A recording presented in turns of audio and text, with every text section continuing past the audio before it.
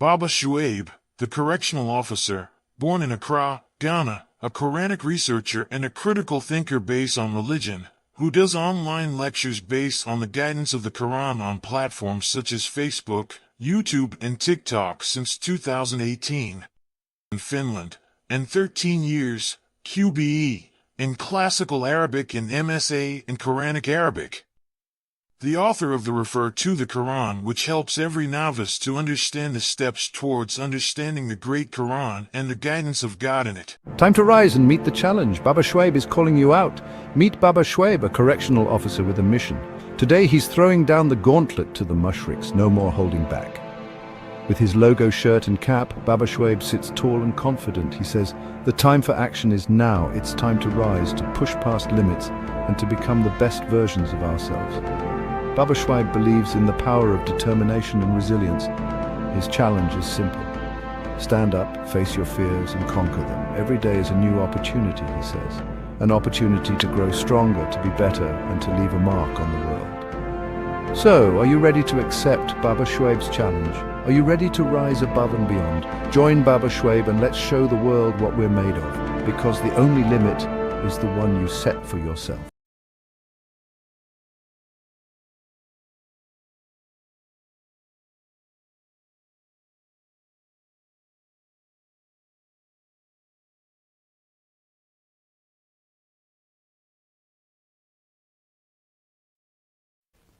The use of the citation, how the Quran describes itself and how it commands us to treat it with utmost reverence.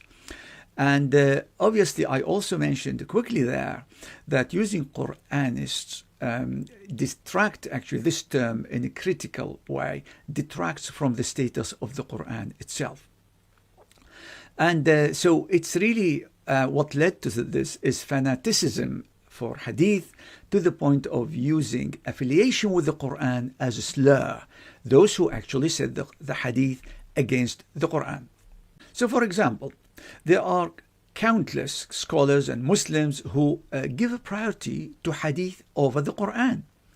Now, is it right to call these Muslims Muhammadi or Muhammadan, to disparage them?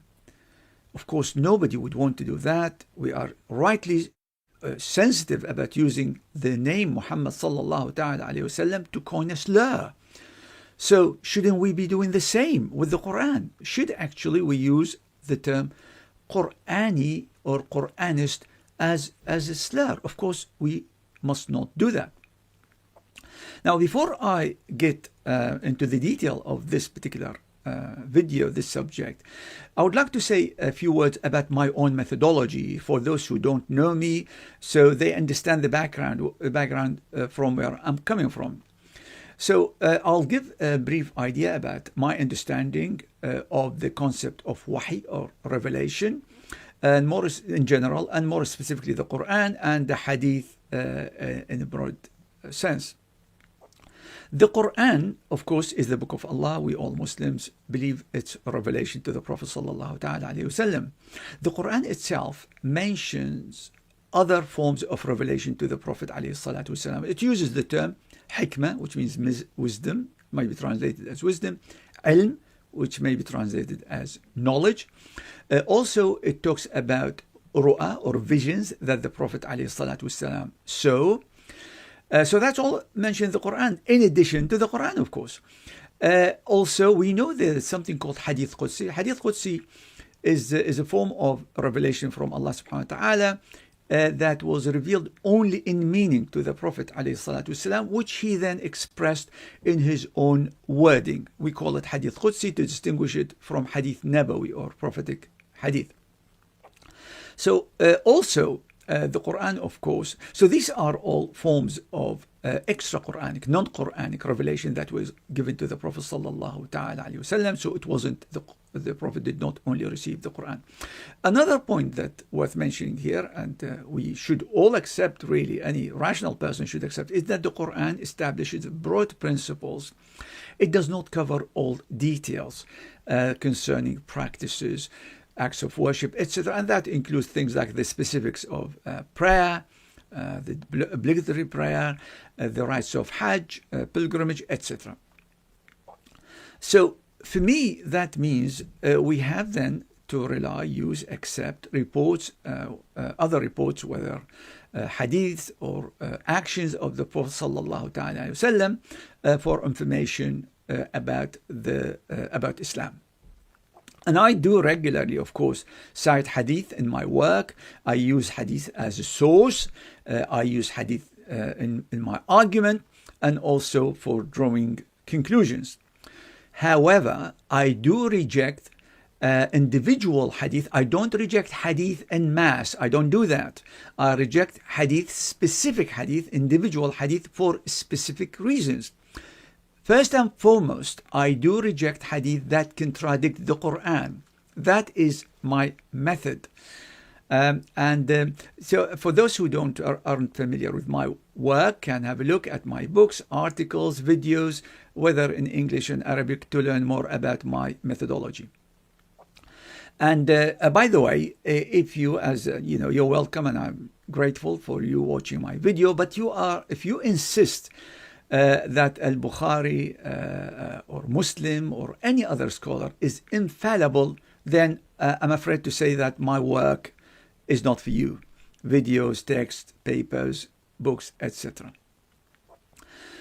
The second point I would like to deal with here, again, before I delve into the specifics of the topic of this video, is the common mistake among people who are out of ignorance and at times intentionally among learned people of conflating hadith and sunnah. Sunnah means the sayings, actions, and approvals of the Prophet ﷺ, as it's called in Arabic, أقوال وأفعال وتقريرات, the Prophet ﷺ. Now, rejecting the authenticity of individual hadith does not mean rejecting the Sunnah. Rejecting the authenticity of any report about the Prophet, about an action by the Prophet, is not rejection of the Sunnah. It just means that the person who rejects those hadith, these reports, narratives, believes that those they're not authentic, in the sense they're not historical, they do not reflect what the Prophet ﷺ said or did. So they don't contribute anything to the Sunnah of the Prophet ﷺ. They are just fabrications. So this is not rejecting such hadith on the basis of them being inauthentic, is not a rejection of Sunnah. Otherwise, frankly, every scholar could be called a rejecter of Sunnah, because every scholar has to reject some hadith, many or less of them, because the hadith literature is riddled with incorrect, inauthentic, weak and fabricated hadith. So there are two causes for of conflating these two, hadith and sunnah. One of them is ignorance of the meaning of sunnah and hadith, and how these two relate to each other. Obviously, the other cause is just deliberately conflating these two.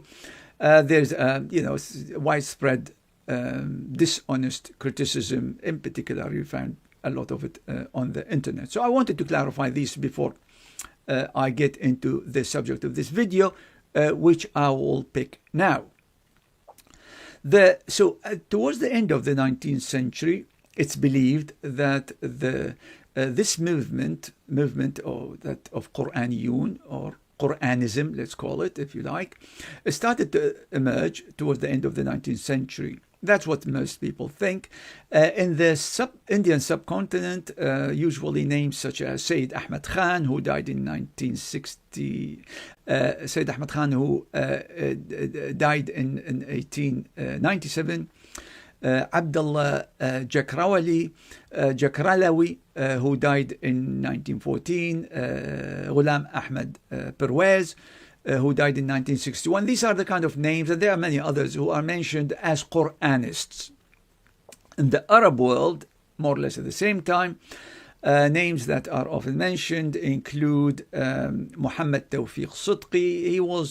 He died in 1920. He was a physician, but he was interested in Islamic studies. He mentioned articles, he mentioned books.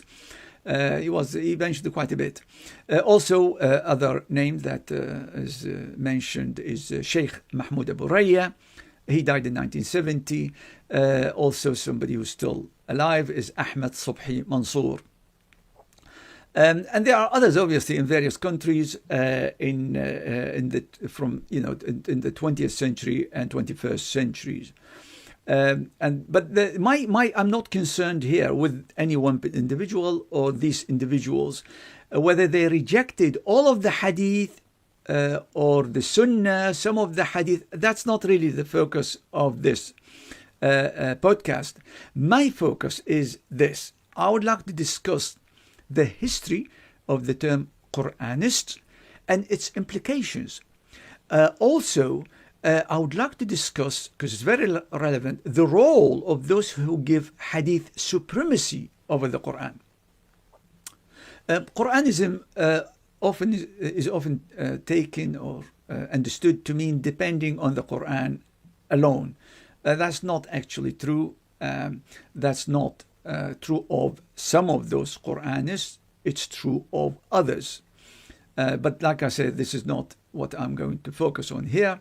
This particular school of thought has been linked to colonialism, in particular British and the subcontinent, Indian subcontinent.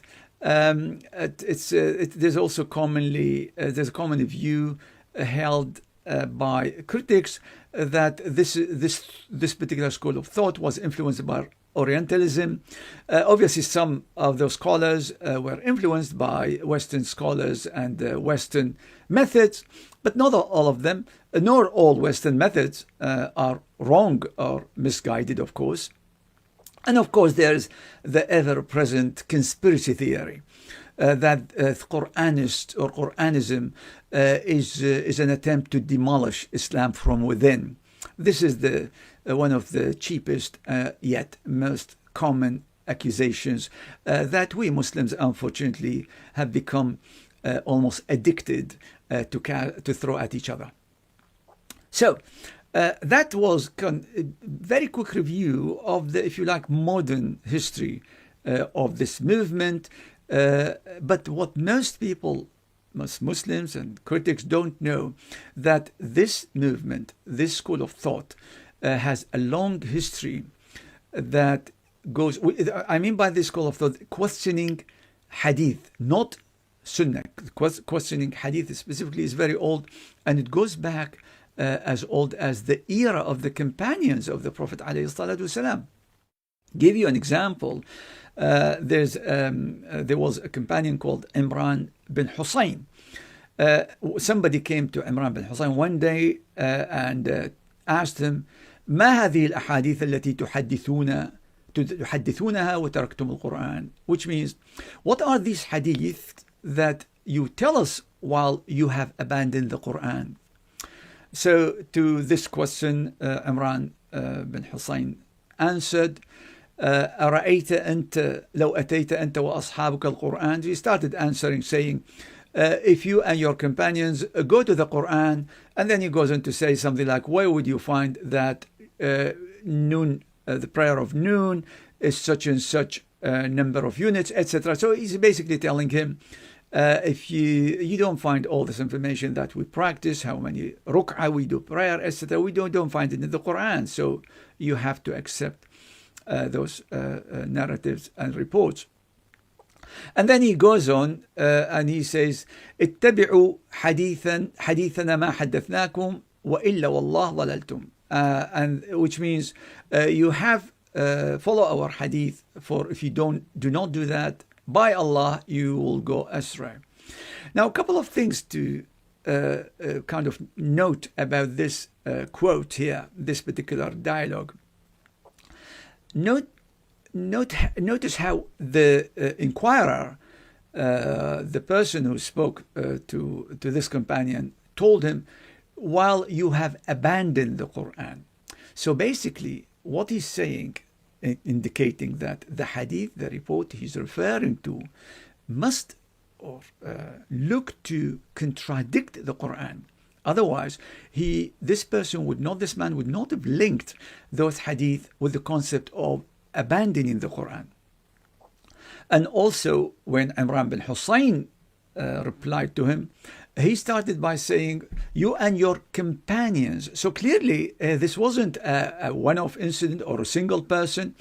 He's referring to a group of people who thought in this way, as in had reluctance or objected to the use or overuse of those narrations. Obviously, the size of this group is unknown from this hadith.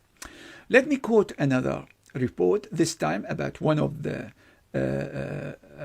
successors, one of the tabi'een. His name is Mutarrif bin Abdullah bin al-Shikhir. This successor was told one day by somebody, "لا تحدثونا إلا بالقرآن." Do not speak to us except by the Quran. Again, he replied and he said, "والله ما نريد بالقرآن بدلا ولكن نريد من هو أعلم بالقرآن منا."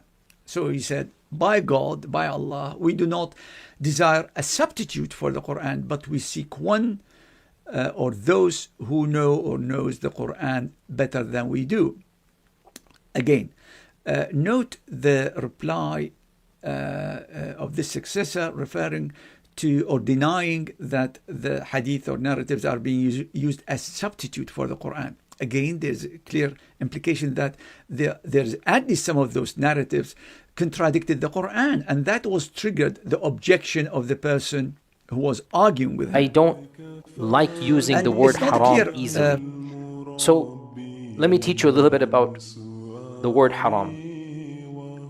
If you open up the Quran and you read what Allah has made haram, I mean, so one of the verses, قل إنما حرم ربي الفواحش ما ظهر منها ما بطن والإثم والبغي بغير الحق وأن تشركوا بالله ما لم ينزل به سلطان وأن تقولوا على الله ما لا تعلمون. Come, let me tell you what your Lord has made haram. The fawahish, vulgarities, nudity, indecency, the private and the secret, and hurting other people, committing sins, and transgression, stealing, for example, like this, without any right, and you commit shirk. This is what Allah has made haram. So Allah is giving you some very big things that are haram. In Surah Al-An'am, one of the most longest verses, which is a very powerful verse, please read this verse. قُلْ تَعَالَوْا أَتْلُوا مَا حَرَّمَ رَبُّكُمْ عَلَيْكُمْ. Come, let me recite to you what Allah has made haram. أَلَّا تُشْرِكُوا بِهِ شَيْئًا. Do not commit shirk with Him. وَبِالْوَالِدَيْنِ إِحْسَانًا. Be good to your parents. وَلَا تَقْتُلُوا أَوْلَادَكُمْ مِنْ إِمْلَاقٍ. Don't kill your children because you don't have money. وَلَا تَقْرَبُوا الْفَوَاحِشَ. Do not approach lewdness, vulgarities, that which is open and that which is secret. وَلَا تَقْتُلُوا النَّفْسَ. Don't commit murder, right? وَلَا تَقْرَبُوا مَالَ الْيَتِيمِ. Don't eat the orphan's wealth. وَأَوْفُوا الْكَيْلَ وَالْمِيزَانَ. When you weigh, then weigh with justice. Don't trick people and cheat people. And when you speak, then speak the truth. This is what Allah has commanded you. Now, look at these commandments. Don't commit murder. That's haram. Don't do fawahish, that is haram. Don't steal orphans' property, that is haram. Don't put false weights on your mizan, on your scales. You know how they used to cheat once upon a time. Don't swindle people of their money, that's haram. Now here's the point, guys. Let me be very explicit. The way the Quran uses the word haram, every one of us, our hearts would tremble, our hair would stand on end. I don't want to take orphans' property. I don't want to kill a person. I don't want to murder my child. This is haram. The Quran is using haram for murdering your child, for poverty. Literally, come, let me tell you. This is how the verse begins. قُلْ تَعَالَوْا أَتْلُوا مَا حَرَّمَ رَبُّكُمْ عَلَيْكُمْ. Come, let me recite to you what Allah has made haram. If we follow the Quranic commandments, if I were to say, as a scholar in an environment where everybody follows the Quranic commandments, my dear brothers and sisters, this is haram. Every one of you will, oh, haram. Oh, I cannot do that. I don't like using the word haram easily. So let me teach you a little bit about the word haram. If you open up the Quran and you read what Allah has made haram. I mean, so one of the verses, قل إنما حرم ربي الفواحش ما ظهر منها ما بطن والإثم والبغي بغير الحق وأن تشركوا بالله ما لم ينزل به سلطان وأن تقولوا على الله ما لا تعلمون. Come, let me tell you what your Lord has made haram. The fawahish, vulgarities, nudity, indecency, the private and the secret, and hurting other people, committing sins, and transgression, stealing, for example, like this, without any right, and you commit shirk. This is what Allah has made haram. So Allah is giving you some very big things that are haram. In Surah Al-An'am, one of the most longest verses, which is a very powerful verse, please read this verse. قُلْ تَعَالَوْا أَتْلُوا مَا حَرَّمَ رَبُّكُمْ عَلَيْكُمْ. Come, let me recite to you what Allah has made haram. أَلَّا تُشْرِكُوا بِهِ شَيْئًا. Do not commit shirk with Him. وَبِالْوَالِدَيْنِ إِحْسَانًا. Be good to your parents. وَلَا تَقْتُلُوا أَوْلَادَكُمْ مِنْ إِمْلَاقٍ. Don't kill your children because you don't have money. وَلَا تَقْرَبُوا الْفَوَاحِشَ. Do not approach lewdness, vulgarities, that which is open and that which is secret. وَلَا تَقْتُلُوا النَّفْسَ. Don't commit murder, right? وَلَا تَقْرَبُوا مَالَ الْيَتِيمِ. Don't eat the orphan's wealth. وَأَوْفُوا الْكَيْلَ وَالْمِيزَانَ. When you weigh, then weigh with justice. Don't trick people and cheat people. And when you speak, then speak the truth. This is what Allah has commanded you. Now, look at these commandments. Don't commit murder. That's haram. Don't do fawahish. That is haram. Don't steal orphans' property. That is haram. Don't put false weights on your mizan, on your scales. You know how they used to cheat once upon a time. Don't swindle people of their money. That's haram. Now here's the point, guys. Let me be very explicit.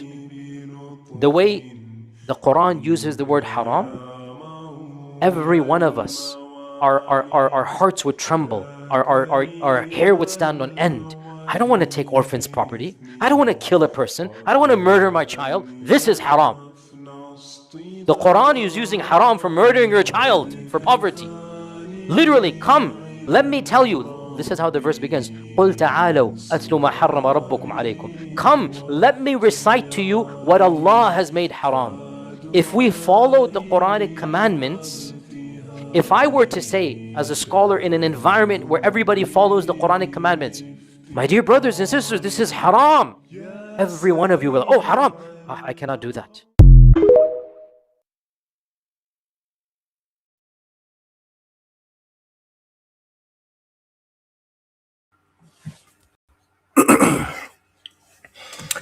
Yeah, assalamu alaikum. Peace, guys. I hope you can hear me sounding clearly. Peace, peace, peace, peace. Kindly share so other people can join. I'm streaming live.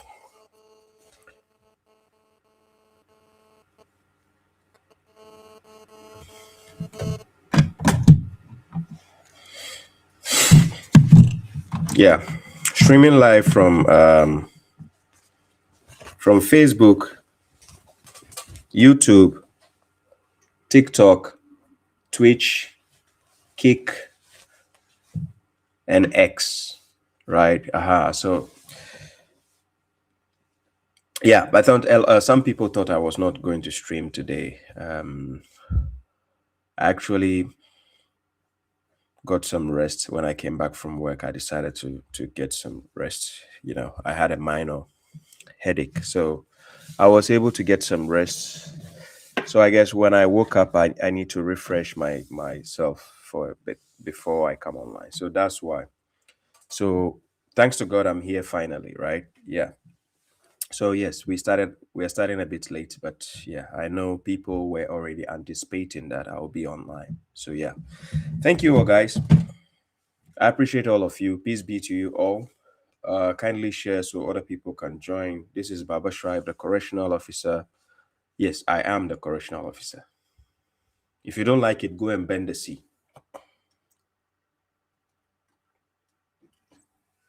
Yeah, if you don't like it, that I'm the correctional officer, you can go and bend the sea. So shout outs to all those who are watching. I don't know, no time to spare today. So I have to go straight to the point. I see all of you. I appreciate all of you. The real Misuse Sniper, Omar Sataur, GS, Rishi Green, Hakikatan, Silent Baba, all of you, Baba Seidu, Salis Jimmy, Abdul Samad, all of you guys, all of you, Musa Sedu, Nara Power, all of you guys. I appreciate all of you. Sister Ram, Zabuta Buta, yeah, Eze Kanji, we all of you. 11 Drabino, I see you, bro. I see all of you, brother Elliot, Maggie, Helal, Khadija, Sameya, Mariam. The names are just countless. Yeah, a lot. So guys, I appreciate all of you. All of you. Thank you all for coming. So I played a video in the beginning, right? And the guy's argument is, you know, their argument is always one way. One way. You find the closest to act like they agree with us are those who say, I don't reject Hadith entirely. I reject the ones which contradicts the Quran, and the ones which is in line with the Quran, I agree with it. You know, you don't need to give a soft spot to trash. That's what people don't understand. You can look, people can go to the trash and find something useful. Yeah, people can go to the trash and find something useful, but not when I have the means to get that same thing in a new version. Why should I go for the one in the trash? Are you getting my point? So when people say, if it agrees with the Quran, I agree, you are giving the devil a soft spot to enter, to come into your life by saying, if it agrees with the Quran, I agree with it. What? No, there's no such thing as if it agrees. Put it to the trash. It can never say anything better than the Quran. So put the entire Hadith collection in the trash. Somebody will say, Baba Shuaib, you quote the Hadith. Yeah, I'm quoting it back to those who follow the trash. That is what I do. I'm not quoting to say, wow, this is valuable for me, I like it. No, it is only when I'm talking to those who follow the trash, then I quote the same trash and show it to the trash follower. That's what I do. Yes, I said, this is what your trash book says. For instance, Sunan Ibn Majah 215, it says, the people of God are the people of the Quran. Ahlul Quran are the people of God, according to this trash book. It doesn't mean I'm upholding it as the truth. I'm only using it against the one who followed that trash, to tell him, even your trash book is telling you that we, the people of the Quran, we are the people of God. It doesn't mean I need that one to be said before I think, oh, Hadith has some. No. So be rest assured, you can go to the trash and find something useful. But this is why Quran chapter 17 verse what? Chapter 17 verse 9, it clearly tells you, Inna haza al-Quran yahdi lillati hiya aqwam. It says, indeed, this Quran guides to that which is more appropriate.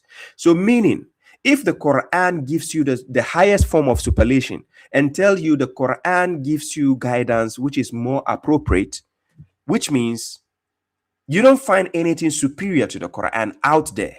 So there's no such thing. If it agrees with the Quran, I agree with it. No, the Quran is there to confirm the truth. And truth only comes from God. So whatever you see in the past is the truth God has already spoken, and the Quran is confirming. Remember, the trash books are coming after the Quran, not before the Quran. I repeat, those trash books those people are following are coming after the Quran and not before the Quran. So God is asking you in chapter 45 verse 6, Tilka ayatullahi natluha alayka bilhaq. Then he says, Fabi ayyi hadisi badallahi wa ayatihi yuminu. So in Arabic, for anybody who is intellectually inclined and has learned Arabic, check the word ba'ada. This ba'ada is denoting after, not before. Remember, the Quran is a confirmation for what was before it, not a confirmation for what is after it. I repeat, chapter 10 verse 37, the Quran is a tasdeeq for what is lima bayna yadayhi, before what is before it, not after it. So if a trash book is coming after it and you are saying, oh, the Quran agrees with it, so I agree with it, you are giving a soft spot in your heart to the devil. Me following the Quran, quoting Hadith references doesn't mean I agree with the Hadith. No, I'm only using it in reference to show it to the trash followers. This is what your trash book is saying. So you, the trash follower, do you agree with this trash? So this is where you see them starting with their heebie-jeebies. They start to back off. So if your trash book can even tell you the Quran is enough, according to Sahih al-Bukhari 5669, Hasbuna Kitabullah. Yes, their own hadith book. And you ask the trash followers, when they die, according to the trash book, when they die, according to them, the angel will ask you questions. Man rabbuka, ma dinuka, man nabiyuka, ma kitabaka. When the angel is asking you, what is your book? Why don't you say kitab was sunnah, or Quran was sunnah, or Quran wa kutubu sitta? Bozus. Why don't you say that? According to your garbage book, you will still tell the angel the book of God is what you followed. Ah, really? Is it the book of God you follow? Because the last time I checked, we following the book of God, you hate us. Then you go again and lie to the angel and say you follow the book of God. Mushriks like you. Trash followers. That name I see. I need to write it. Trash followers. Followers of trash. Yeah, salam to all those journalists, Zardios. Yeah. Are you getting my point, guys? So what I'm saying is, don't give that soft spot and say, oh, the hadith, if it agrees. No, I don't agree with your garbage books. It might sound like the truth if you're saying something nice from the hadith. Oh, hey, remember, a good liar must learn how to sometimes tell you some truth. A good liar. Look, a good liar will not tell you 100% lies. That is what exceptional liars are good at. He will not, and this is why Quran chapter 2 verse 42 say, وَلَا تَلْبِسُ الْحَقَّ بِالْبَاطِلِ وَتَكْتُمُ الْحَقَّ وَأَنْتُمْ تَعْلَمُونَ. Chapter 2 verse 42 is clearly telling you, do not cover the truth with falsehood, or do not mix the truth with falsehood, because it takes an exceptional liar to do that. Even according to the trash book followers, they are saying that the devil sometimes tells the truth. Can you imagine this trash? Telling you that you can even take advice from the devil. I'm just waiting for the trash followers to ask me, where does he say that? Hey, we don't have such an hadith. They don't even know their hadith books, by the way. Or you have not seen that when I do dialogues with them, don't you see it? They don't even know their hadith books. I'm serious. When you can quote a particular hadith to a trash follower, and they don't even know, they've never heard it before. When you give them the Sahih to read it, then they are like, this one I think is not Sahih. It's not Sahih. Are you sure it's Sahih? Your scholars make the trash book Sahih, and you don't even know which one you want to cherry pick and follow. Hey, these trash followers. Hey. Correctional officer will frustrate you. Basa basa, poto poto poto poto. I know how to get you. Mushriks. Anyways, let's hey. Oh. Hey. Acrobat not yet. I will not bring Acrobat yet. Okay, so I'm going to give you this particular hadith. According to the trash followers, they said you can take advice from the devil. This is Sahih al-Bukhari 5010. Ladies and gentlemen, Sahih al-Bukhari 5010. It says, narrated by Abu Huraira. He says, the messenger ordered me to guard the zakat revenue of Ramadan. Then somebody came to me and started stealing from the foodstuff. I caught him and said, I will take you to God's messenger. Then Abu Huraira described the whole narration and said, the person said, please don't take me to God's messenger. And I will tell you a few words by which Allah will benefit you. When you go to bed, recite Ayatul Kursi. Please, what has stealing Stealing from the mosque, the foodstuff, that is from the zakat. What has the stealing got to do with giving somebody a verse about God guiding him? So this is what the hadith says. When you go to bed, recite Ayatul Kursi. When they say Ayatul Kursi, they are talking about chapter 2, verse 255, which a lot of you, when we used to be mushriks, this are something they've been giving you and telling you, recite this one, God will protect you. Do you remember that? If you are part of those people reciting Ayatul Kursi, you are part of the ones taking advice from the devil. I'm not joking with you. Wallahi. That is where the advice came from. It came from the hadith. The devil gave the advice that you should be using the Ayatul Kursi. Can you imagine the devil giving you something to protect against him? Hey, oh my God. This hadith mushriks is 5010, not 510. Can you imagine the devil showing you how to terminate him, how to guard against him? Can you imagine this? Hey, garbage books. This trash book, So in this trash book, any of you who used to be a Sunni, Shia, if you're a Quran alone follower now, you used to be a Shia, a Sunni, Ahmadi, and so on. You took an advice from the devil. I'm not joking. This is the advice. Sahih al-Bukhari 5010. 5010. Wallahi, that advice of you reciting Ayatul Kursi anytime saying God is going to guide you was coming from the devil in the hadith book. So you also follow the devil. Devil followers. Anyways, it says the devil is saying when you go to bed, recite Ayatul Kursi, for then there will be a guard from what? God, who will protect you all night long. So it means if I don't recite this, God is not going to protect me. If I don't recite Ayatul Kursi, there will be no God to guide me in the night. By the way, you are going to find out who was giving you this advice. He says you'll be protected all night and no Satan will come near you until the morning. So the devil will stay away from you from the night time. You know, that night time you're going to bed. So in the morning he will come. This is an advice from the devil. So check this advice. When the prophet heard the story, he said to me, he came to you at night, told you the truth. He said what? He told you the truth, although he is a liar, and it was Satan. Yeah, this is coming from the trash book.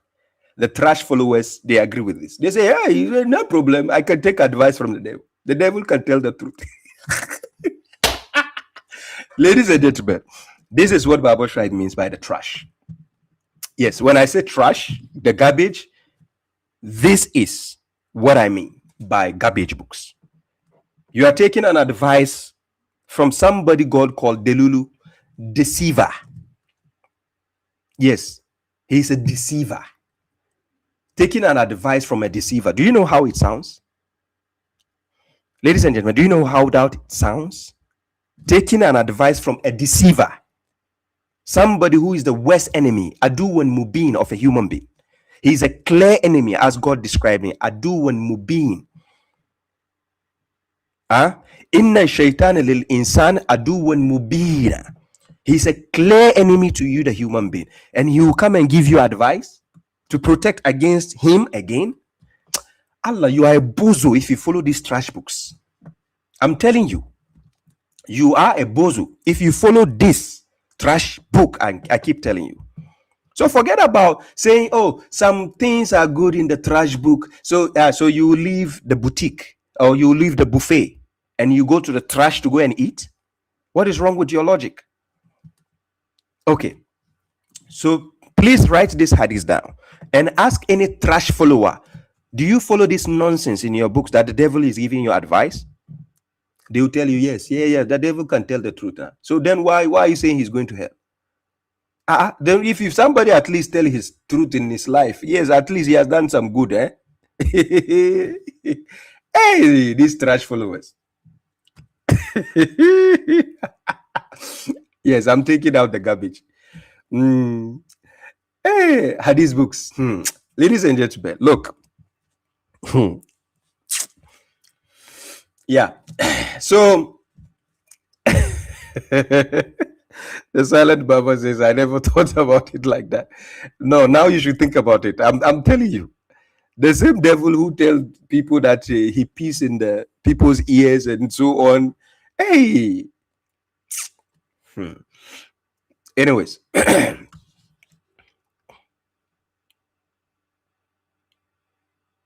Yeah, the devil will not pee in the nose.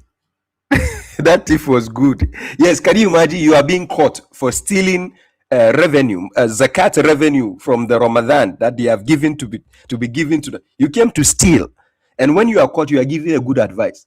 Hey, a criminal. Oh. But the hadith doesn't tell us how the criminal was dealt with after this. Hey guys, can you check? It's Sahih al-Bukhari 5010. The hadith doesn't tell us how the criminal was dealt with after that good advice. It doesn't tell us who. So guys, write the hadith down. Peace to all those who are joining. I see you, Samantha, Drago, all of you. Write it down, please. Hey, brother Hanif, I see you. Write this hadith down. Please ask your scholars if you still a mushrik who follow hadith books, just in case you are bozofied and you are following hadith books. Please write this hadith down and ask your scholar or your imams. It is Sahih al-Bukhari 5010. It says the devil gave a true advice. And then he was caught for stealing, but they didn't do anything to him for stealing. We want to know, did they cut the devil's hand? Because they say if you steal and you are caught, they should cut your hand. Yeah. So did they cut his hand? So ask the hadith followers. The devil is the devil handicapped now? Because if he's handicapped, we should know, so that when we decide to also go and stone him in Saudi Arabia, we will know that the devil cannot stone us back. Oh my God. These comedians, yeah, Bimbaz Razak, how are you? Oh my days. Anyways, okay, so I played a video of Yasir Kadi. I swear to God, God bear me witness, Yasir Kadi sounded like a Quranist. That is the name they call us, right? I'm not saying Quran is an approver, but I'm saying that's the name they call us. When a Sunni is calling you the Quran follower, Quran alone follower, a Quranist, to them is an insult. To them, they are insulting you when they say you are a Quranist. Don't get offended. Just tell them, oh, why are you calling me a Quranist? You say, because you follow the Quran alone for your guidance. They say, no problem. Then ask him, the Prophet, did he follow any other book for guidance? They will tell you, no, the Prophet only followed the Quran. Now, this is how bozofied they are. They don't listen to themselves when they are talking. So now, listen.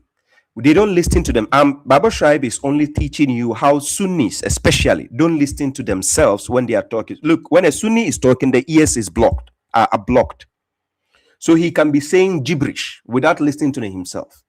I'm just giving you, it's a cheat code.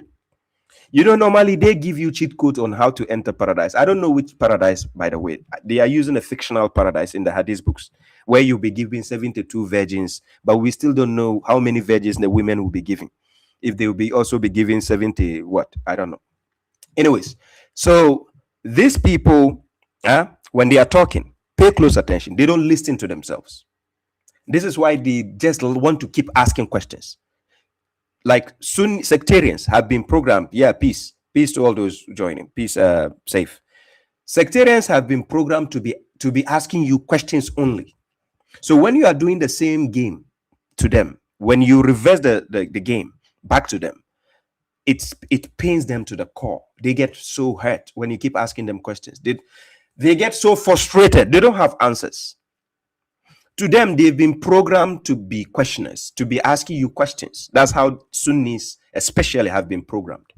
So when you turn the tables around and you start asking a Sunni a question, he gets frustrated.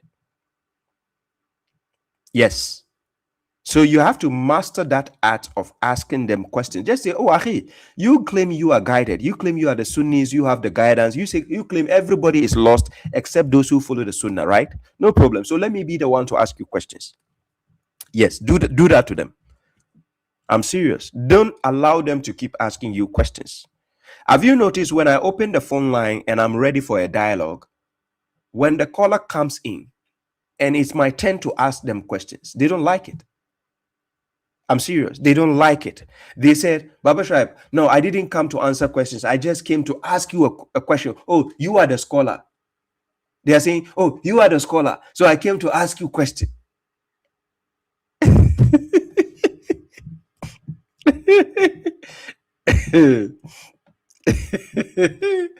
Hey, these bushriks. No, I love them. I love them. I love them.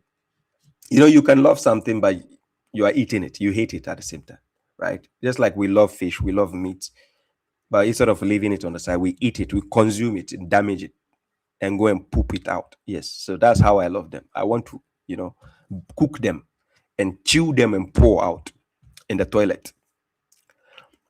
Yeah. So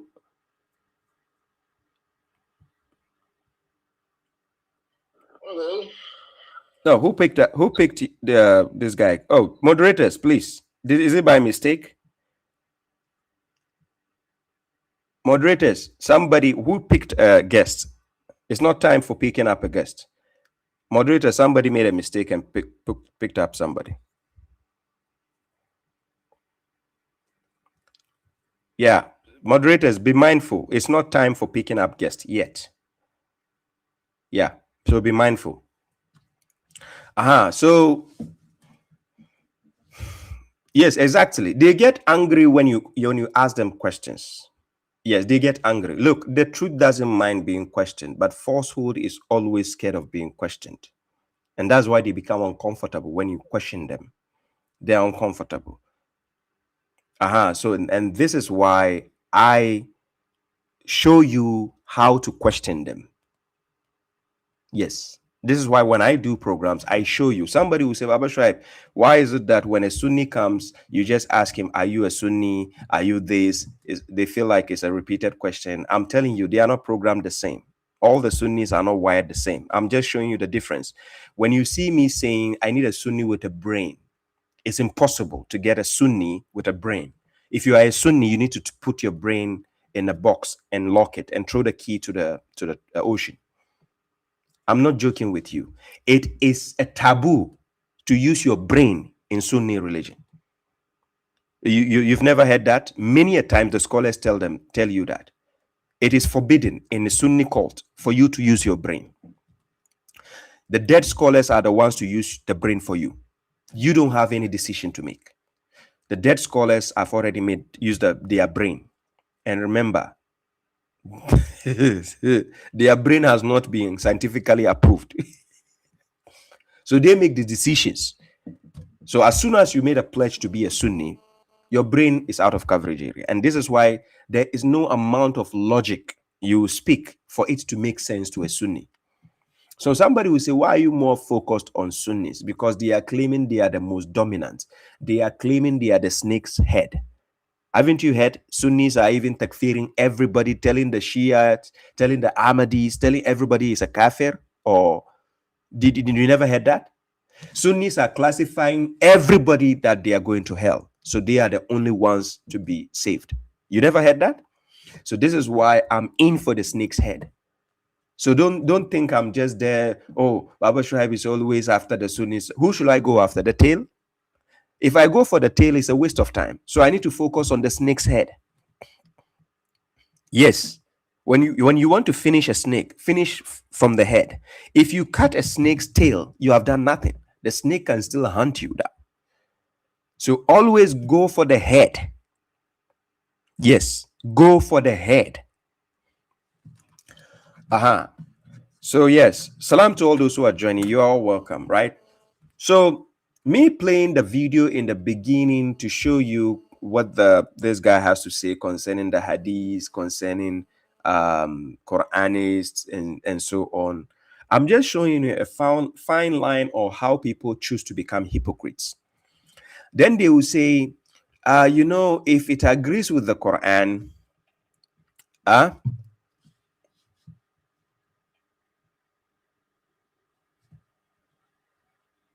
yes, my elder Faisal, I see you. Salam. Alavadi, I see you. Salam alaikum. Yes, Aksarohum Khasirin. Yes. Yeah, most of them are astray. Yes, most of them are astray. Yeah, you can question them, but they will never answer you. They will always. Yeah, it's true. Look, if you are questioning the sectarians, the Sunnis especially, they like to avoid the question. So what you need to do, this is why I put my video out there to show you how to deal with them. Repeat the question. Look, is it Shah Zarkan? This is why I do the videos to show you, my audience, how to deal with them. This is why people will write me and say, Baba Shraib, where do you get your patience from? Your patience is out of the world. You have, how do you get it? Look, I've mastered the courage to do that. It's never easy. Look, when I replay my own videos and I'm watching, I get frustrated. I tell you, you should see my face when I'm editing. When I want to trim a video to put out there. You should see me doing that. I get pissed off watching how I tolerated the nonsense.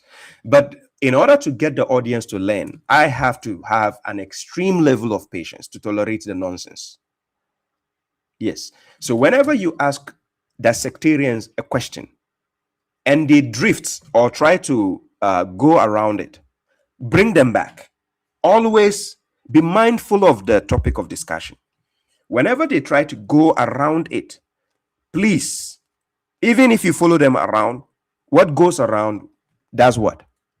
Comes back around. Be mindful of that. So when I'm dealing with a Sunni, a sectarian in general, when I have an argument on the table, I don't want to skip that argument. Bring them back. Whenever a person is avoiding a question, there's a problem. Whenever a person, when you ask a person a question and they are avoiding that question to answer that question, there's a problem. So in order to know what the problem is, bring them back always.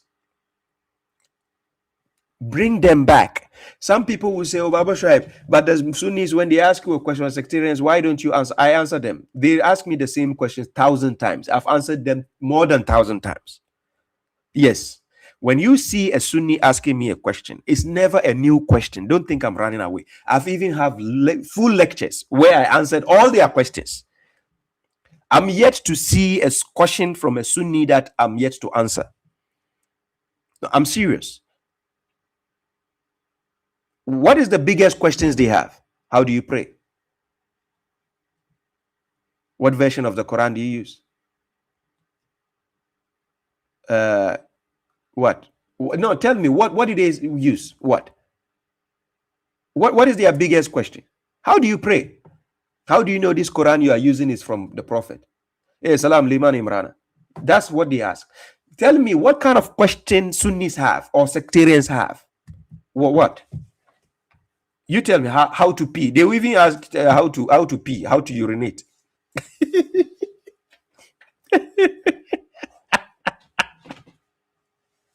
I'm serious. What is wrong with this psychopath in the comment section? Keep writing in capital letters. You want me to read your comment? Is that why you are writing in block letters? This bozo. And you are here for the past 30 minutes, keep commenting. If you think my page is not this, why are you still commenting on my page? This guy, still good news on TikTok. Look, he says liar. He doesn't even know how to spell a liar. Still goodness, let me help you how to spell a liar. It's Liar. This one you spell doesn't mean liar. You spell le. You say I'm a le.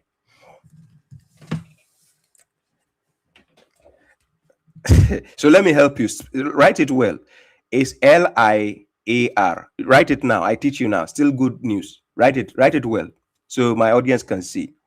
No, he still repeated the same mistake. I said Liar. It's not Lair.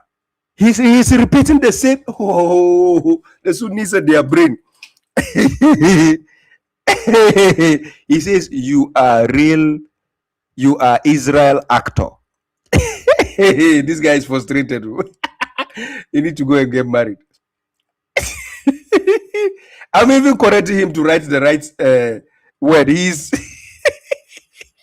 Bunny Chris says, bro, you have to... Yes, I do have time for the mushriks. You should see me talking with them. I have time. Hey, Anas, 1923. I see you, my dear brother. Salam. Yes. He's still typing. Let me see. He will write again. You don't write the la again, or le. He's not writing again. Right. It's not le. If you want to call me a liar, at least Google it. Google how to spell liar first. Now he's not writing. Lady said he's not writing anymore. Okay. He's been roasted now. It's okay. Anyways.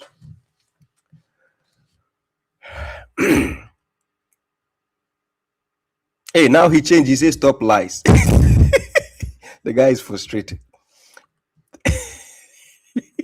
Anyways, guys, let's continue. So let's go to this one video. You see, what this guy was talking about, Yasser Kadi, what he was talking about in the video I played. For those who didn't hear the video, pay close attention to what he said. You hear the nasheed at the back, the nasheed when he was talking. Pay close attention to how he spoke. I don't like using the word haram easily. So let me teach you a little bit about the word haram. If you open up the Quran and you read what Allah has made haram, I mean, so one of the verses, قل إنما حرم ربي الفواحش ما ظهر منها ما بطن والإثم والبغي بغير الحق وأن تشركوا بالله ما لم ينزل به سلطان وأن تقولوا على الله ما لا تعلمون. Come, let me tell you what your Lord has made haram. The fawahish, vulgarities, nudity, indecency, the private and the secret, and hurting other people, committing sins, and transgression, stealing, for example, like this, without any right, and you commit shirk. This is what Allah has made haram. So Allah is giving you some very big things that are haram. In Surah Al-An'am, one of the most longest verses, which is a very powerful verse, please read this verse. قُلْ تَعَالَوْا أَتْلُوا مَا حَرَّمَ رَبُّكُمْ عَلَيْكُمْ. Come, let me recite to you what Allah has made haram. أَلَّا تُشْرِكُوا بِهِ شَيْئًا. Do not commit shirk with Him. وَبِالْوَالِدَيْنِ إِحْسَانًا. Be good to your parents. وَلَا تَقْتُلُوا أَوْلَادَكُمْ مِنْ إِمْلَاقٍ. Don't kill your children because you don't have money. وَلَا تَقْرَبُوا الْفَوَاحِشَ. Do not approach lewdness, vulgarities, that which is open and that which is secret. وَلَا تَقْتُلُوا النَّفْسِ. Don't commit murder, right? وَلَا تَقْرَبُوا مَالِ الْيَتِيمِ. Don't eat the orphan's wealth. وَأَوْفُوا الْكَيْلَ وَالْمِيزَانَ. When you weigh, then weigh with justice. Don't trick people and cheat people. And when you speak, then speak the truth. This is what Allah has commanded you. Now, look at these commandments. Don't commit murder. That's haram. Don't do fawahish, that is haram. Don't steal orphans' property, that is haram. Don't put false weights on your mizan, on your scales. You know how they used to cheat once upon a time. Don't swindle people of their money, that's haram. Now here's the point, guys. Let me be very explicit. Now this is the point he's getting to. He's going to be explicit. Remember, he's talking with difficulty here. He sounds like somebody who wants to follow the Quran alone. From his speech, if he doesn't talk with that style, his people are going to put him as an outcast. Remember, for the past 2 years, he has been making controversial statements that sound like what somebody who follows the Quran might say. Have you paid attention? Yasser Kadi has been saying things for the past 2 years that will make you think he's somebody who is considering following the Quran alone. So now, pay close attention to this statement now, he said. The way the Quran uses the word haram, every one of us, our hearts would tremble, our hair would stand on end. I don't want to take orphans' property. I don't want to kill a person. I don't want to murder my child. This is haram. The Quran is using haram for murdering your child, for poverty. Now, if you don't understand where he's coming from, the angle, you can see that he's placing emphasis on the Quran being the sole authority of classifying what haram is. Remember, in Quran chapter 16, verse 116, God says, do not fabricate lies with your tongue, by saying this is haram and this is halal in order to attribute it to God. If you do that, you will not succeed. Do you remember that? Quran chapter 16, verse 116. Yes, 116. Pay close attention to that. Now, look. So now he's more focused on the word haram. And he is placing emphasis on the Quran. Now check here. Literally, come, let me tell you. This is how the verse begins. قُلْ تَعَالَوْا أَتْلُ مَا حَرَّمَ رَبُّكُمْ عَلَيْكُمْ. Come, let me recite to you what Allah has made haram. If we follow the Quranic commandments, if I were to say, as a scholar in an environment where everybody follows the Quranic commandments, as a scholar in an environment where everybody follows the Quranic commandment. Ladies and gentlemen, this is alarming, right? Can you imagine a Sunni speaking like this? Can you imagine a Sunni speaking like this? Everybody following the Quranic commandment. My dear brothers and sisters, this is haram. Every one of you will, oh, haram. I cannot do that. Oh, so which means everybody will put the Quran as the sole authority because the Quran says this is haram, so people stay away, right? If you understand the angle he's speaking from, this is the same reason Hadith followers are hating us for, because we put God first. We put the words of God first as the sole authority for judgment. According to Quran chapter 13, verse 37, God has revealed an Arabic judgment, and you shouldn't follow any other judgment or any other protector or something. Wali, ally. God's judgment is what you should follow. Quran chapter 5, verse 48. Quran chapter 5, verse 49. Quran chapter 4, verse 105. It is the book of God we should use as a sole authority for what has to be a law and what has to be a judgment. It is the book of God which has to be used for that. But the Hadith followers will tell you, no, you are a kafir when you follow the book of God alone. Guess what? It is rather the Quran telling you are a kafir if you don't use the words of God, the judgment of God. Quran chapter 5, verse 44. وَمَنْ لَمْ يَحْكُمُ بِمَا أَنزَلَ اللَّهُ فَأُولَٰئِكَ هُمُ الْكَافِرُونَ. God says whoever does not judge by what God has revealed is a kafir. That's what God says. God never said whoever doesn't judge by Sahih Bukhari or the trash books.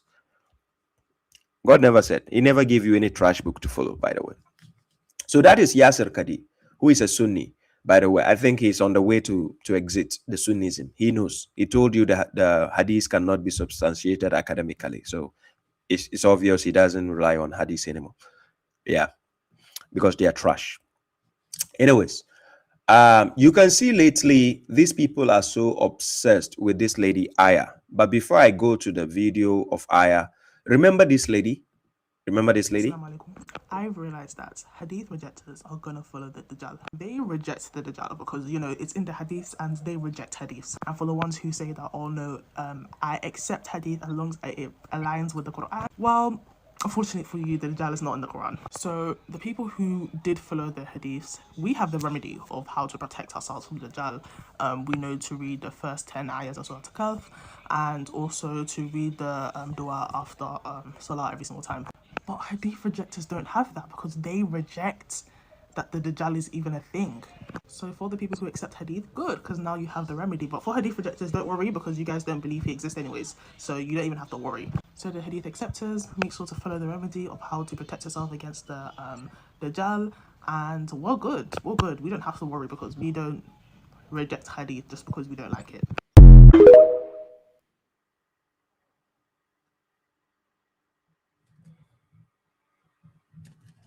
Guys, do you remember this ninja?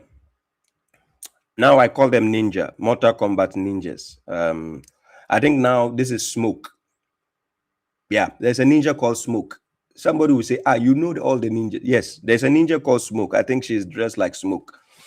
I don't know if it's Green Ninja. No, I cannot say Reptile. Reptile is typically green. This is not Sub-Zero. The veil she's wearing is kind of light, you know. So I don't know if it's like a smoke. So she's either smoke or reptile. So reptile ninja. Yes, she's dressed as a ninja. Guys, I'm not joking. Why do you think I'm joking? Me, I'm telling you the truth. It's Mortal Kombat. Okay, if you want to know, I'm telling you the truth. Go and Google, search Mortal Kombat ninja reptile, or you write smoke. Yes, there's a ninja called Smoke. He dressed like her, or like reptile. It's like wearing green, but that one is green. But Smoke is he uses smoke color and black. Yes, it's Mortal Kombat. Yes, when you see the Sunnis, especially the ladies who are covered with their face, that's the ninja. They are ninjas from Mortal Kombat. They are in a combat with us, the Muslims who follow the Quran alone. They are fighting us, so it's a fight. That's why I call them Mortal Kombat ninjas. It's not a joke, right? Deep gray and black. Yes, that is Smoke.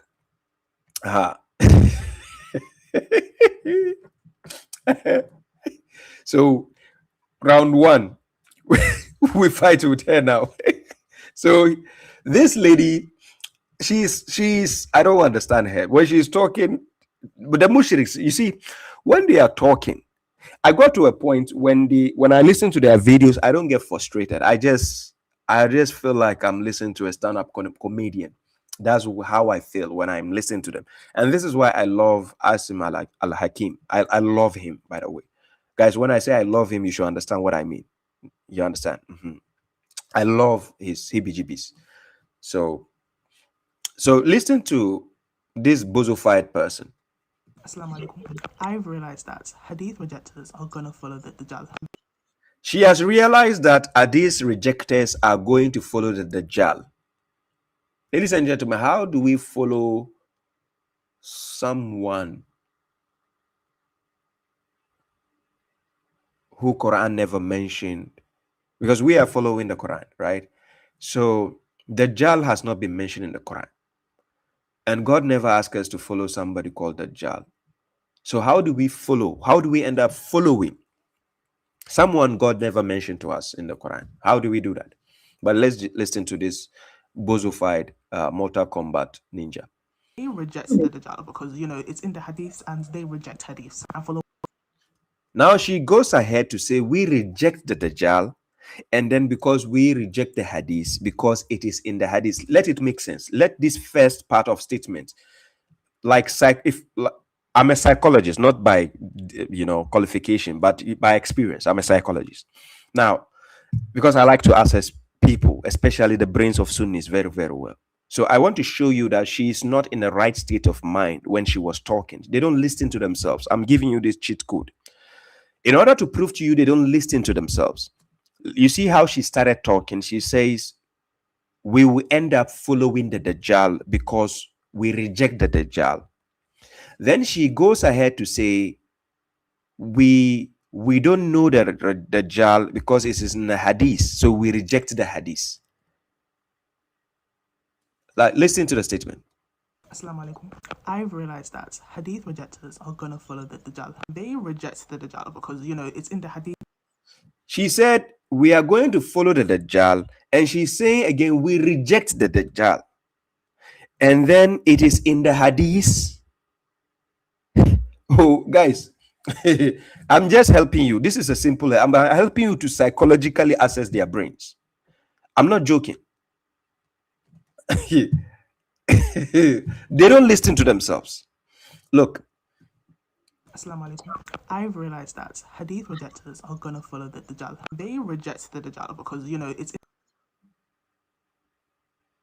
The Hadith rejectors are going to follow the Dajjal, and then we reject the Dajjal again because it's in the Hadith. In the Hadiths, and they reject Hadiths. How do I follow someone I reject? How? My brain is twisting, turning upside down. She's turning my head. Umar Satauri says, please don't let my brain suffer. I know, I'm telling you, when Sunnis make a video, they don't listen to themselves. No, they don't. Ones who say that, oh no, I accept hadith as long as it aligns with the Quran. Well, So now she's making a point and saying that some of them say, I accept the hadith when it aligns. That now that is hypocritical. Now these people, many of them will call them Quran centric. I see hypocrisy in that statement. When a Quran follower say, I accept the hadith, you accept the trash when it aligns with the Quran. You are giving space to the devil. You are inviting the devil in the space. What is it that the hadith has to say for you to accept that the Quran never said it better? What is it? What is it the hadith has to say? You understand? What is it the hadith has to say that the Quran hasn't said it better? Are you getting the point?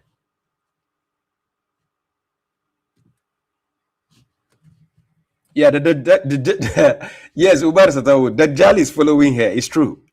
It's true. Unfortunately for you, the Dajjal is not in the Quran. Then she said, unfortunately for us, the Dajjal is not in the Quran. Ladies and gentlemen, we are screwed. The Dajjal is not in the Quran. We are screwed. Subhanallah, we are screwed, oh, ladies and gentlemen. We have to go and find a verse that puts Dajjal back in the Quran. We are screwed. She says, unfortunately, the Dajjal is not in the Quran. That is a very big deal. Hey, we are screwed, oh. Hey.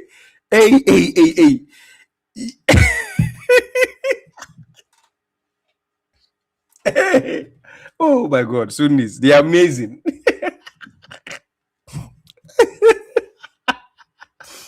Hey. I just love these people. I don't know why. Unfortunately, the Dajjal is not in the Quran. It's quite unfortunate. Nowhere to be found. Like they told us there's a verses of stoning somebody to death, but the sheep ate it. So now it's nowhere to be found in the Quran. Yes, the Hadith books. They said there is a verse which was revealed for stoning an adulterer to death, but the sheep ate it. So the verse is nowhere to be found in the Quran. I've been searching for it ever since I translated the Quran from cover to cover. I searched for the verse, I didn't find it. So it's unfortunately it's not there. Just like the Dajjal, unfortunately, is not there. Imam Mahdi, unfortunately, also is not there. So the people who did follow the hadiths, we have the remedy of how to protect ourselves from the. Oh, guys, they have a remedy for something, a character they created from their own books. They have a remedy from a character they created themselves in their own books. Can you imagine this? They have a remedy for a character, whether it's Marvel Universe.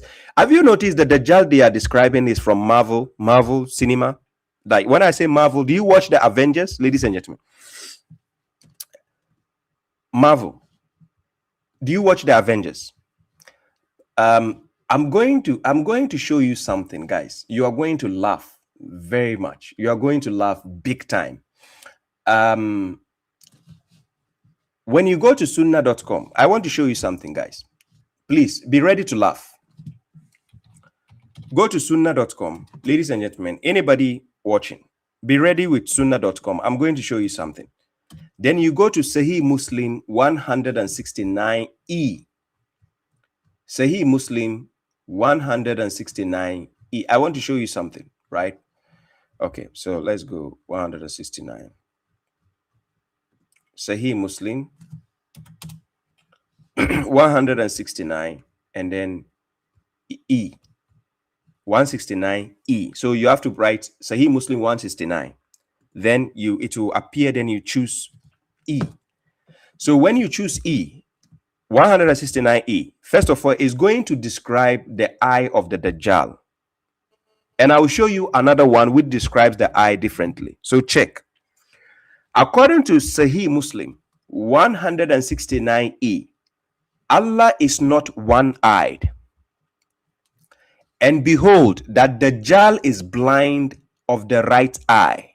So Dajjal, according to them, has two eyes, but he's blind on the right eye. Listen carefully. This is Sahih Muslim 169 and the letter E. The letter E, like elephant. According to this hadith, which is Sahih, it is authentic by their scholars, by the way. According to this hadith, Dajjal is what? Blind on the right eye. And his eye will be like a floating grape. You know grapefruit, right? The fruit called grape. That we have the green, we have the red, grape. So the eye is like a floating grape. So small grape up there in the head.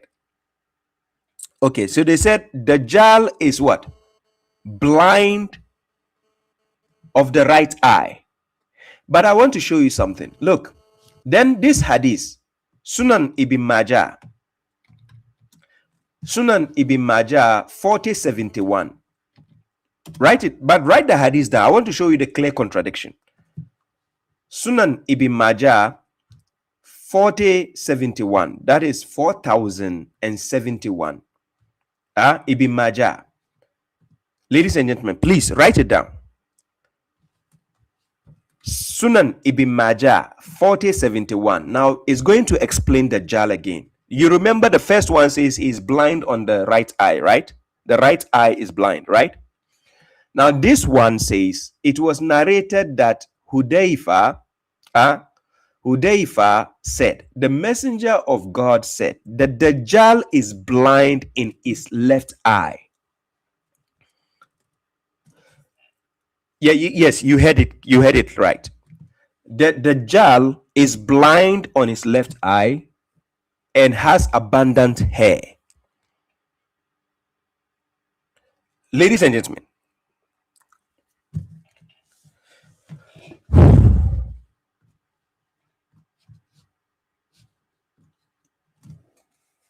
yes, you heard what I said.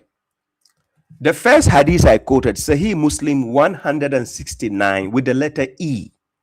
It says the Dajjal is blind on the right eye.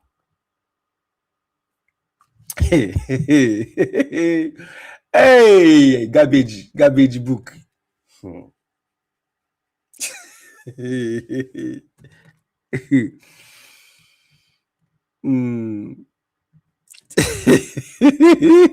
He says one of them is weak. They are both Sahih, Bozu, Mushrik. Go and check. It is both Sahih. One of them is not. And the Mushriks, they will go to every length to try to defend the garbage book. Both of the books I'm quoting is Sahih, authentic by your trash books. Both of the hadiths I'm quoting, they are Sahih. Go and check. Both are Sahih. The first one is Sahih Muslim 169 with the letter E. It says the Dajjal is blind on the right eye. This is also Sahih, according to their own garbage book. Then the second hadith I'm quoting, it says the Dajjal is blind on the left eye. That is what? Sunan Ibn Majah. Ibn Majah 4071. That is 4071. It is Sahih. Go and check it. It is authentic. Now, the stupid question somebody is asking me, who graded it? It is graded by your garbage books and your scholars. That's who graded it.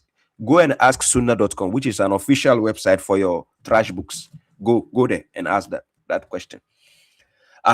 So, look, he says Ibn Majah is questionable. Then why do you add it to your Kutubu Sitta? What is wrong with these mushriks? The Kutubu Sitta you are following, it's Ibn Majah part of it. The Kutubu Sitta you are following is Ibn Majah part of it. Please, can you tell me? The Kutubu Sitta you follow, is Ibn Majah. Is it part of Kutubu Sitta or not? It is part of it. So why are you now saying it is questionable? All your garbage books are questionable. It is not only Ibn Majah which is questionable. The same garbage books you are following, this Kutubu Sitta, Sahih Muslim is questionable. Sahih Al-Bukhari is questionable. All your garbage books are questionable. So if you say Ibn Majah is questionable, what are you trying to defend here? Your book is full of trash. I'm telling you. When I open the phone lines, I need people like you. If you support the hadith, I need people like you to hop on. Then we can have an intellectual battle. So guys, write the hadith I just gave you. Ibn Majah 4071 and Sahih Muslim 169e. Go and compare. They are both Sahih. One says he is blind on the right eye, and one says he's blind on the left eye. So, ladies and gentlemen, if both are Sahih, that means the Dajjal is blind, he doesn't see. I don't know if the Dajjal is AI robot.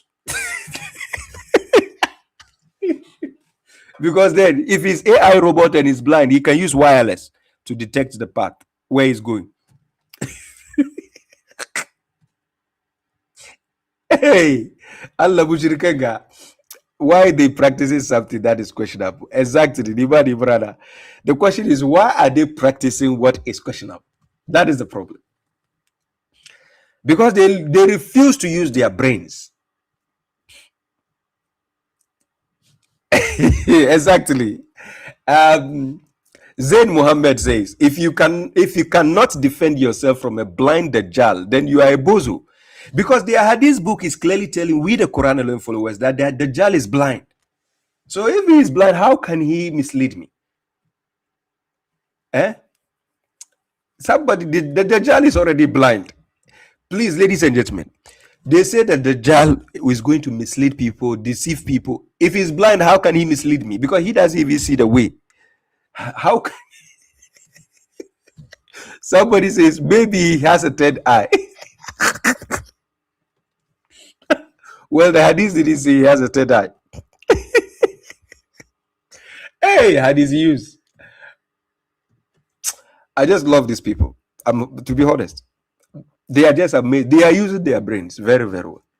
That's why I need a Sunni with a brain. Yes, Buhari is blind. The Dajjal himself is blind. Yes, it's blind faith. Third eye is crazy. Yes. Maybe he sees through his brown eye.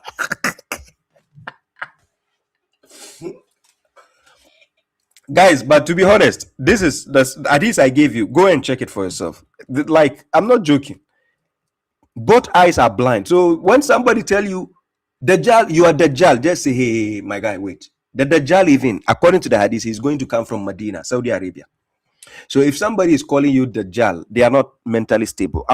Look, haven't you see the sentiments that mushriks throw at you? Most of the time, they will call you Dajjal. Haven't you noticed that? The sectarians, normally they will call you, the Quran alone follower. They say you are Dajjal. You are following Dajjal. Number one, according to them, Dajjal will come from Saudi Arabia. That is Medina. Number two, he is going to have a lot of hair. Look at Baba Shuaib. I don't have a lot of hair. Like, no. And he's going to be blind on the right eye. And no, first of all, they say he has one eye. Yes, Baba Shuaib, I have two eyes. Look, two eyes. And then they say he's going to be blind on the right eye. I'm not blind. Do you see? I'm not blind. Then they say he's going to blind on the left eye. So he has, obviously he has three eyes then. Okay.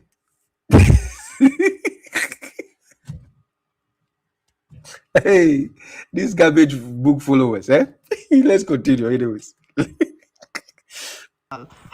know to read the first 10 ayahs of Surah Al-Kahf, and also to read the dua after Salah every single time. But Hadith rejectors don't have that because they reject that the Dajjal is even a thing. But the Dajjal is blind. If we reject him, he's already blind. How can I be scared of somebody who is blind? Now, ladies and gentlemen, tell me, who in this life who has two eyes can ever be scared fighting a blind person? Like if a person is blind and they don't know where you are standing to throw a punch, when you are going to fight, unless if you are a daredevil. Guys, do you know Daredevil is from the Marvel universe again? This because the Hadith characters are full of Marvel universe characters. Unless the Dajjal is from the Marvel universe, like Daredevil, then yes, that may be, if it's a fictional character, yes, I can agree. It can have superpowers. Hey, oh, these mushriks. They are just amazing. Wallahi.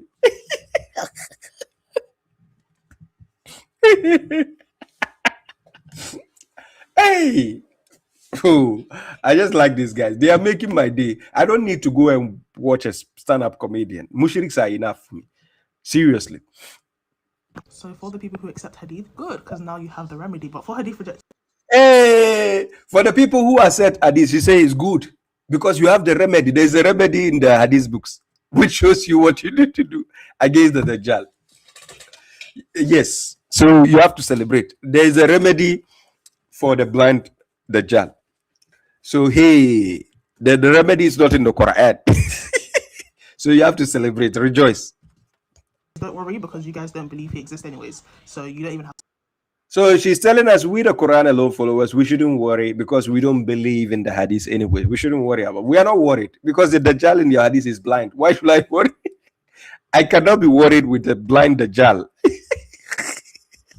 Don't worry. So the hadith acceptors, make sure to follow the remedy of how to protect yourself against the Dajjal, and we're good. We're good. We don't have to worry because She's showing reject hadith just because we don't like it.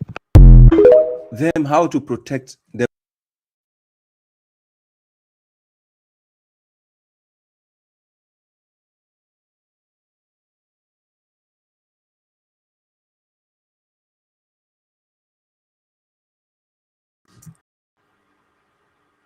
I'm back. There was a small disconnection here.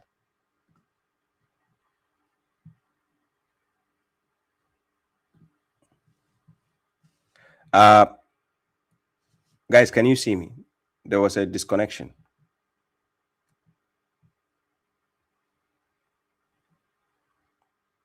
I hope you can see me, right? If you can see me, let me see in the comment section if you can see me. The camera disconnected. No, not those on TikTok. Those on TikTok, you can see me, right? I'm talking about those on YouTube. There was a disconnection, right? This anyways, so you don't even have to worry. So the hadith acceptors, make sure to follow the remedy of how to protect yourself against the Dajjal, and we're good. We're good. We don't have to worry because we don't reject hadith just because we don't like it.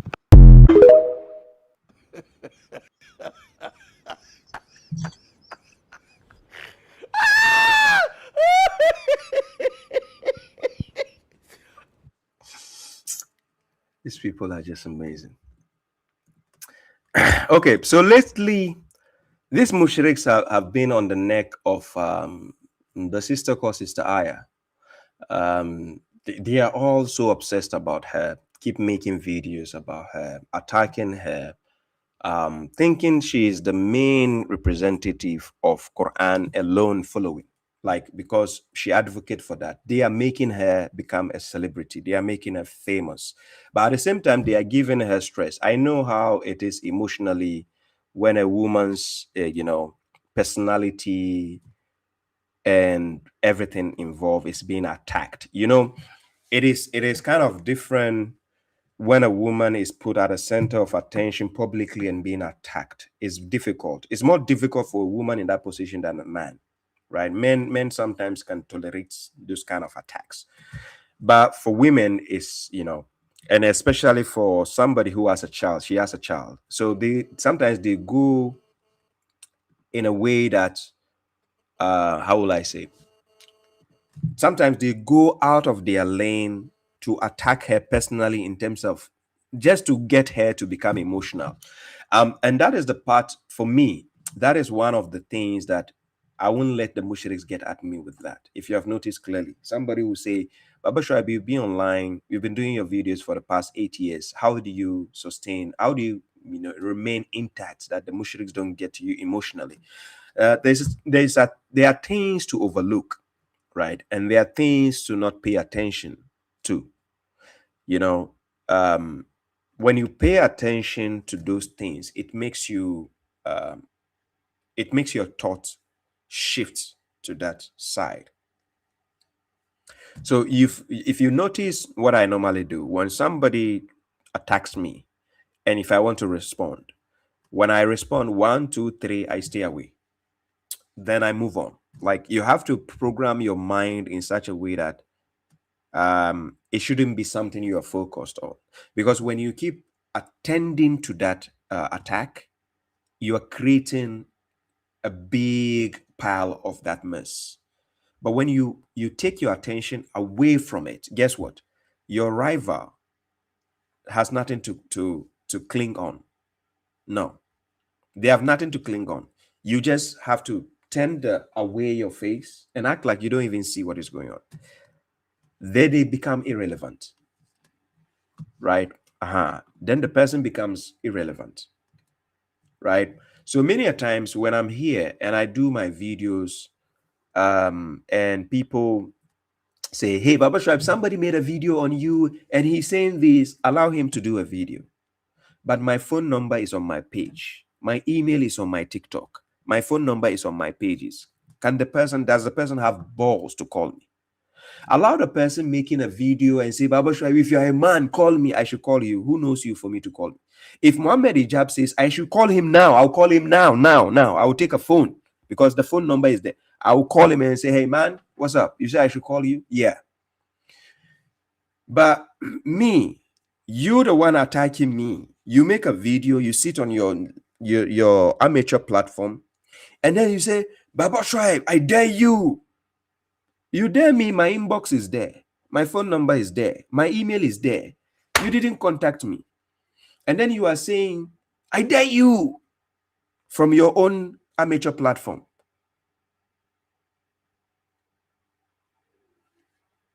It doesn't make sense. So I will not give you the listening ear to that because I have the modes where you can approach me. Yes, I have the mode where you can approach me. Because just because I told them I'm going to assess their level of intellect when they call me privately or they message me, and I do scrutinize them. They hardly contact me privately anyways, but I do scrutinize them. Psychologically, you will see that the person is not stable in the mind. They are not mentally stable. I do assess them. I'm serious. Yes, a lot of those you may see making a video reaction on Baba Shuaib, attacking me, insulting me. I just don't waste my time. Do you understand? So sometimes you have to learn how to overlook. I know it's difficult. Look, women are the creatures of details. They like to pay attention to every minute detail of everything. So I know it is difficult for women to overlook criticism wherever it's coming from. It's difficult for a woman to just overlook. But I will advise the ladies, if you are a content creator and you create content and you are on social media, understand the space we are dealing in. And this space we are in, understand where you are. It is the rule. The rule is you can be attacked from any angle. You just have to practice on how to overlook. Because remember, some people are rage baiters. Some people are just there to pinch you, to poke you. That's all they are there for, to poke you. And you see many of the times when I open my phone lines, somebody only just comes to rage bait or attack me. That's all they come for.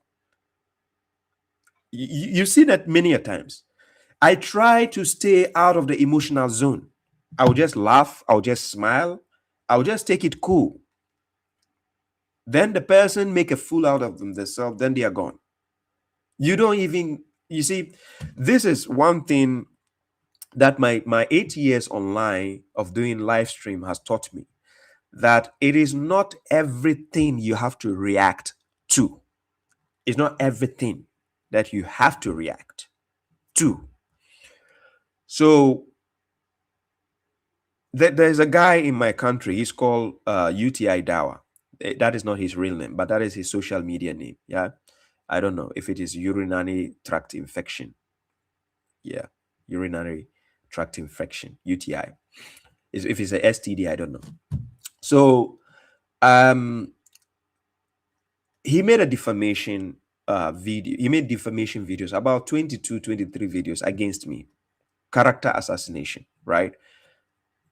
So people were expecting me to respond with videos, to respond and also do similar. No, I didn't do that. I didn't give him that attention. Then all of a sudden, I struck him with a lawsuit.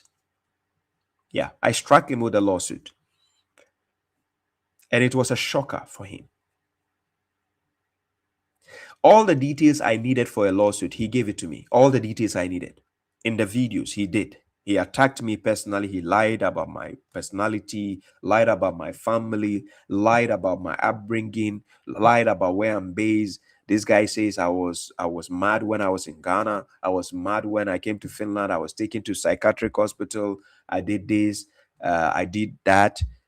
So all these people wanted me to banter with him back and forth online. No, you don't condone that. So what I did is I filed a lawsuit against him, sued him. And when I did that, he started sending people to come and apologize. So in my head, if you claim you made videos and you say I have psychosis, that I'm a lunatic, that I was actually a mad man, I was taken to mental hospital, I was taken for rehab, all these things you claim, then why then will you send people to come and apologize to somebody you claim is a madman? Because the last time I checked, number one, you don't get offended with what a madman says, right? Because if he's mad, why get offended? Remember, the mushriks used the same tactic against Prophet Muhammad. Chapter 44, verse 13 to 14. You go and read, you see. The Prophet Muhammad was called Mu'allam al-Majnun. They call him a madman in the Quran several times. Why? Because you speak the truth. The only way they can use to discredit you is to attack you personally. That's what they are doing to Aya. And she doesn't seem to understand what is going on. Yes. Mushriks is just their usual routine. They will attack you personally. Look, they can go as long as they can go to attack your loved ones, to attack your mother, your father, your brothers, your sisters, your wife, your husbands, your daughters, your sons. They will strike you emotionally. Look, it got to a point, somebody back in the time, somebody even contacted my workplace to tell my boss that, hey, your worker is doing this online. My boss says, who cares? As long as what he's doing has nothing to do with his job. He's working for me, fine. That's what my boss told the enemy. You understand? So mushriks are fond of doing that. They will get at you when you give them the listening ear. Are you getting the point? This is what they do. So for me, having that crocodile skin, I've already built for that. The guy I sued in Ghana, I'm using him. The scholars pushed him over to come and act a fool. And now he's in the court. We are in the trials. Even yesterday, I went for trials. I was at the trial. We are at the trials. Yes. And God willing, by the end of December, we see the results of how the case ends. But before we went for trials, this guy even again sent people to come and plead out of court settlement. Please, ladies and gentlemen, if somebody is not guilty, why will he send people to come and plead for out of court settlement? Please think twice. If somebody is not guilty, why will he send people to come and plead for out of court settlement? And by the way, if you say I'm a madman, why sending prominent people to come and plead with me? The last time I checked, what kind of communication would a prominent person have with a madman to discuss anything of pleading? So I was telling the person he sent that I thought the guy said I'm a madman. So why are you now calling me privately? Then he started saying, hey, you know, the guy you took to court, he doesn't have money. I said, who told you I took him to court for money? He said, the guy is broke. I said, who told you I took him to court because I needed money from him? I only took him to court for nothing but the truth, to establish the truth, so that the world will see who is the liar and who is the truthful one. Quran chapter 9 verse 119, God says, "O you who believe, beware of God and be with those who are truthful, who are honest, who are truthful." This is very essential in every aspect of life. When people are not honest, when people are not truthful, they have to be exposed to the world. When he tried to settle for out of court settlement, my lawyer gave him the protocols he needs to follow. He has to retract, make videos, confess social media, tell everybody that this is a lie, because it was too big for him to do. It was a shameful thing to do, right? So they couldn't meet those requirements to do the protocols my lawyer gave him. So then he has no choice, but we have to go for trials. So we started the trials. Yes. So now what you need to understand is, why is it that when he was doing those character assassination online, I didn't follow suit to be giving him response? Because I know this is a divided thing. We have mushriks on the side, then we have Muslims. We, the one who follow the Quran, we are the Muslims. They are the mushriks, because according to them, you can't practice Islam without their trash books. So I know his people will side with him no matter what, even if he's lying. His people will side with him. So is it now I have to come and explain myself in a video back and forth? How will his people even agree with me? No, to them, they are happy, because to them, he's a scholar. He's telling the truth. He's a mushrik. They don't see him as a mushrik. They see him as a top scholar. Oh, somebody who is preaching online, who has over 300,000 subs. So if he's attacking my personality, remember, he's not going to a point of argument where somebody asks him, can you debate Baba Shuaib? A popular content creator in Ghana made a video, and the video garnished over 150,000 viewerships. And the guy asked him, UT Idawa, can you face Baba Shuaib in a debate? That is all. Instead of coming to say, oh yes, I can face him. No, I cannot face him. That's all. Hey, he's a madman. This guy, he was madding. I was mad where? In Ghana? I was mad where? In Finland? Come and prove my medicals. We are in the courtroom. You are going to prove to the judge my medical certificate. Where I was mad in Ghana, you are going to show it. Which hospital? You will show it. And you give my medical certificate, which doctor said I was mad. You classify all to the judge. Don't worry. We are in that process. Don't worry. You understand? So now, instead of coming to say, I can face Baba Shuaib, he didn't. Then he went to the character assassination level to start, to the extent insulted my father, insulted my mother, insulted my brothers, insulted me, insulted my family, and not only insult, defamed us, saying that it is a genetic problem, meaning all of my family members are lunatics. As a genetic problem, he said. Yeah. And the funny part is, when we went for court appearance, the first day we appeared in court, his people came. You know how the bozos come in a sheeple form, right? The bozos came to support him, a lot of them, because he lied to them. He told them he has a case against a kafir. And they came in a large number. The courtroom was overfilled. And guess what? The second day, only 2 people came to support him. The third day, 2 people. The fourth day, he started coming alone with his lawyer. 5th day, alone with the lawyer. 6th day, alone with the lawyer. What happened? His people all of a sudden abandoned him. They stopped coming. Yes, his people stopped coming to support him. All of a sudden, his people stopped coming to support him. So now, me taking him through the mode of law, the justice system in Ghana, to let him taste his own, the taste of his own medicine, to understand that you don't go to the extent of tarnishing somebody's image. You don't go to that level to tarnish somebody's image just because you can't face the person in a debate. I will crush this comedian in a debate, hands down. People will be writing in my videos, oh, can you face UTI Dawa? Can you go and ask him, can he face me, Baba Shuaib? He doesn't have that balls. That is why he was tarnishing my image. For the past 1 year, when I sued him, even to mention my name, he's scared. And inshallah, we are going to see the end of the trials.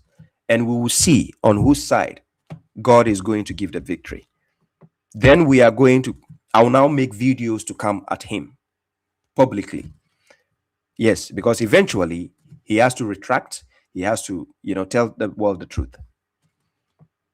So I'm telling you, I use him as an example so that for the future reference, so that other scholars in Ghana will not follow suit. That is why I sued him. Somebody will say, oh, you can have ignored him. No, I ignored him, but at the same time, I sued him. You see, that is the best part of this. When you can sue the person to teach him a lesson, then you face him in a debate again and whip him. So yes, UTI Dawa, when we finish with the court case, you and we must debate. And I'll come to Ghana specifically for that. I was in Ghana. They nearly arranged a debate between him and I when I was in Ghana recently. And I told them I have a court case with him. Because one thing about Ghana is when you go to any platform in Ghana and you want to do a debate with somebody, they will make you guys meet in a hall, talk to each other in a friendly way, have handshake, drink together, just to make it like a peaceful discussion before you go on a platform. There is no way I want to share the same space with somebody who is a liar as such, who is a devious person as such, who will go to the extent to tarnish somebody's reputation and image as such. There's no way I want to share the same space to smile with such a person. You understand? So then I told them, not till we finish my court case. There's no way I'm sharing the same space with this guy. So if the court case is done, I'm in. Yes, when it's done, he should be ready. He has to face me whether he likes it or not. Because if he cannot prove to the judge where I got mad and which doctor diagnosed me as a mad person, if he cannot prove that, then he already knows he's guilty, right? Okay, then we are done. Now the judge has cleared. You cannot prove I'm mad. So now, what is your excuse? Because the only reason he said he will not debate me, he said, because I'm a madman. That's what he said. Hasbunallah wa ni'mal wakil. Anyways, let's continue with the bozos, the mushriks. So this is Aya's video. Let me tell you something. All right. Let me tell you. One thing I've realized about Quran-only Muslims or Hadith rejectors is that they show a lot of inconsistency. Whatever they accuse Hadith followers of, they do the same thing as a Quran-only Muslim. So Aya over here, she's accusing Muslim Hadith followers of reinterpreting Hadiths to cover up what they perceive to be misogyny. So let's say there's a controversial passage in the Hadith, which for them seems to be a bit misogynistic. What she's accusing us Hadith followers of doing is reinterpreting the text to kind of cover up the misogyny. However, these Quran-only Muslims, they do the exact same thing with the Quran. And an example of this, for example, is in Surah Nisa, where Allah says, for example, وَضْرِبُهُنَّ, which is translated as to strike your wife. The term daraba, all classical Islamic scholars, and typically in the Arabic language, daraba has always been understood to mean a form of striking. How hard the strike is, that is depending upon context and the interpretation. So what do these feminist Quran-only Muslims do with this verse? They do all sorts of gymnastics with the interpretation and reinterpret the term daraba to mean separate in terms of strike, which is what's classically known.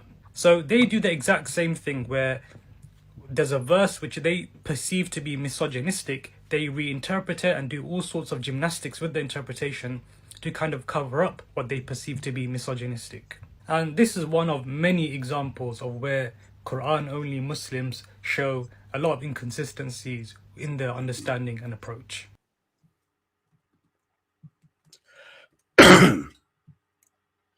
Okay, so guys, you hear their antics and whatever. These are the cycle of things they keep saying in the same manner, same fashion. This is what they keep doing, right? But anyways, let's go with how the video started. Let me tell you something. All right. Let me tell you. One thing I've realized about Quran-only Muslims, So you understand why he put a video in the beginning. The video is for, to get people to click on the video, because she has been lately the talk of town. People discuss Aya everywhere.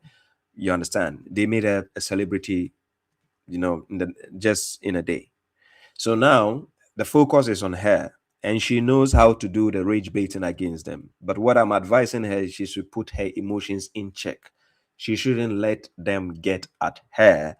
She has to try to overlook certain things. She can be acting normal in a daily routine and doing her videos. She shouldn't put them as the center of attention, right? It's because she is doing that back and forth thing with them. That is why they are coming at her in the manner which can actually get her to become emotional.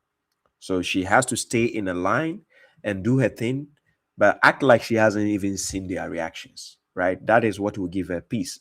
I know how it feels. You know the difference between men and women when we go to sleep? Men, when we go to sleep, we just shut down within the space of 1 to 5 minutes. Yeah, men, no matter how bad our day is, we just go to the bed and we shut down. The man is sleeping. But women, when they go to bed, they have to reprogram everything that transpired in the day. Everything. The brain, that's how they are created, designed by God, right? So the mind starts reprogramming everything to think about what happened in the morning, what happened in the afternoon, what somebody said, why did this person say this at me? So the way women analyze issues is different from the way a man analyze an issue. You understand? So we like to look at things commonly in the straight, simple line, whilst women like to know the pros and cons as to why. You understand why this is like this. So then it gives you the sleepless night. So then you cannot sleep. You become emotional alone at home. You start crying. You start overthinking, right? So in order not to put yourself in that situation, you stay away. You do your thing online, but don't pay attention to whenever somebody mentions you. Yes, if you are going to respond to everybody, you are going to ruin your mood the whole day. You can't respond to everybody. So this doesn't only goes to Aya, it goes to all of the female content creators as well. Be mindful of that, right? Because these people are scavengers. They know how to come for you. They know how to break you down emotionally. They know how to bully. I'm not joking with you. They are extremely violent in their thoughts. So they know how to come for you emotionally. They know how to destroy everything you ever love. I'm not joking with you. I know these people very, very well. Yes. So when you are dealing with these people, you have to secure your back before you say what you want to say against them. Yes, secure your back. So people will be amazed and saying, Baba Shraib, how come these guys don't regularly attack you or MFG? Why is it that they are focused on the women? Because look, they know how they can get you emotionally, easily. That's why they come for you. Yes. They will not go to the one who has a crocodile skin. They will come to the one they can emotionally get you easily. That's the one they go for. Or Hadith rejectors is that they show a lot of inconsistency. I just love this name when they call us Hadith rejectors. The new name is trash rejectors. Please, from now, when somebody who follows Hadith calls you Hadith rejector, just say, do you mean trash rejector? Yeah, because we reject trash. Anything trash, we reject that. So trash rejectors. Yes. I think I should make a t-shirt for this. Yes, we need a t-shirt for that. Trash rejector. Or garbage, trash books rejector, or garbage books rejector.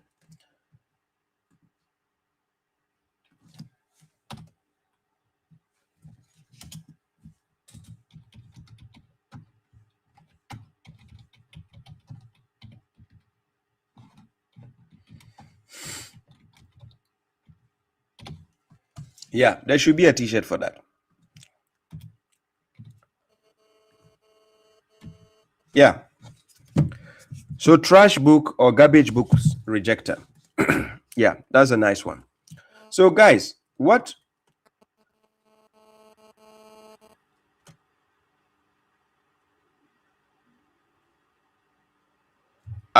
this is something we will work on. I think it can be done when I step foot in the UK. This is something we can see what we can do about that, right? Yeah, we can see what we can do about that, right?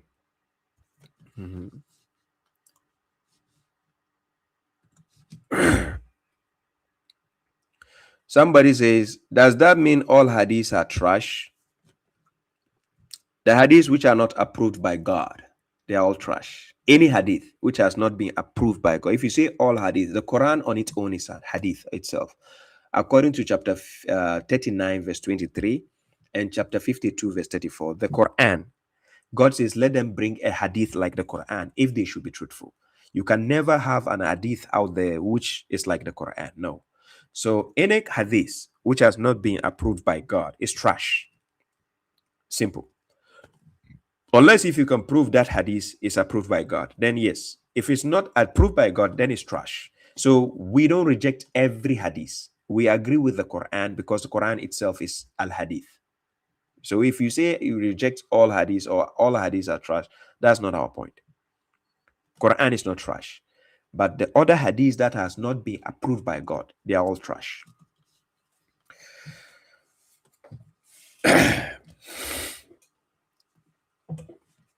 Somebody says mushrik hijab will not. I know. We tried 2 instances. He rejected.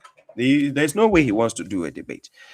They don't debate popular Quran alone followers. They don't do that because to them they say they are giving us publicity, so they reject that. They don't want to.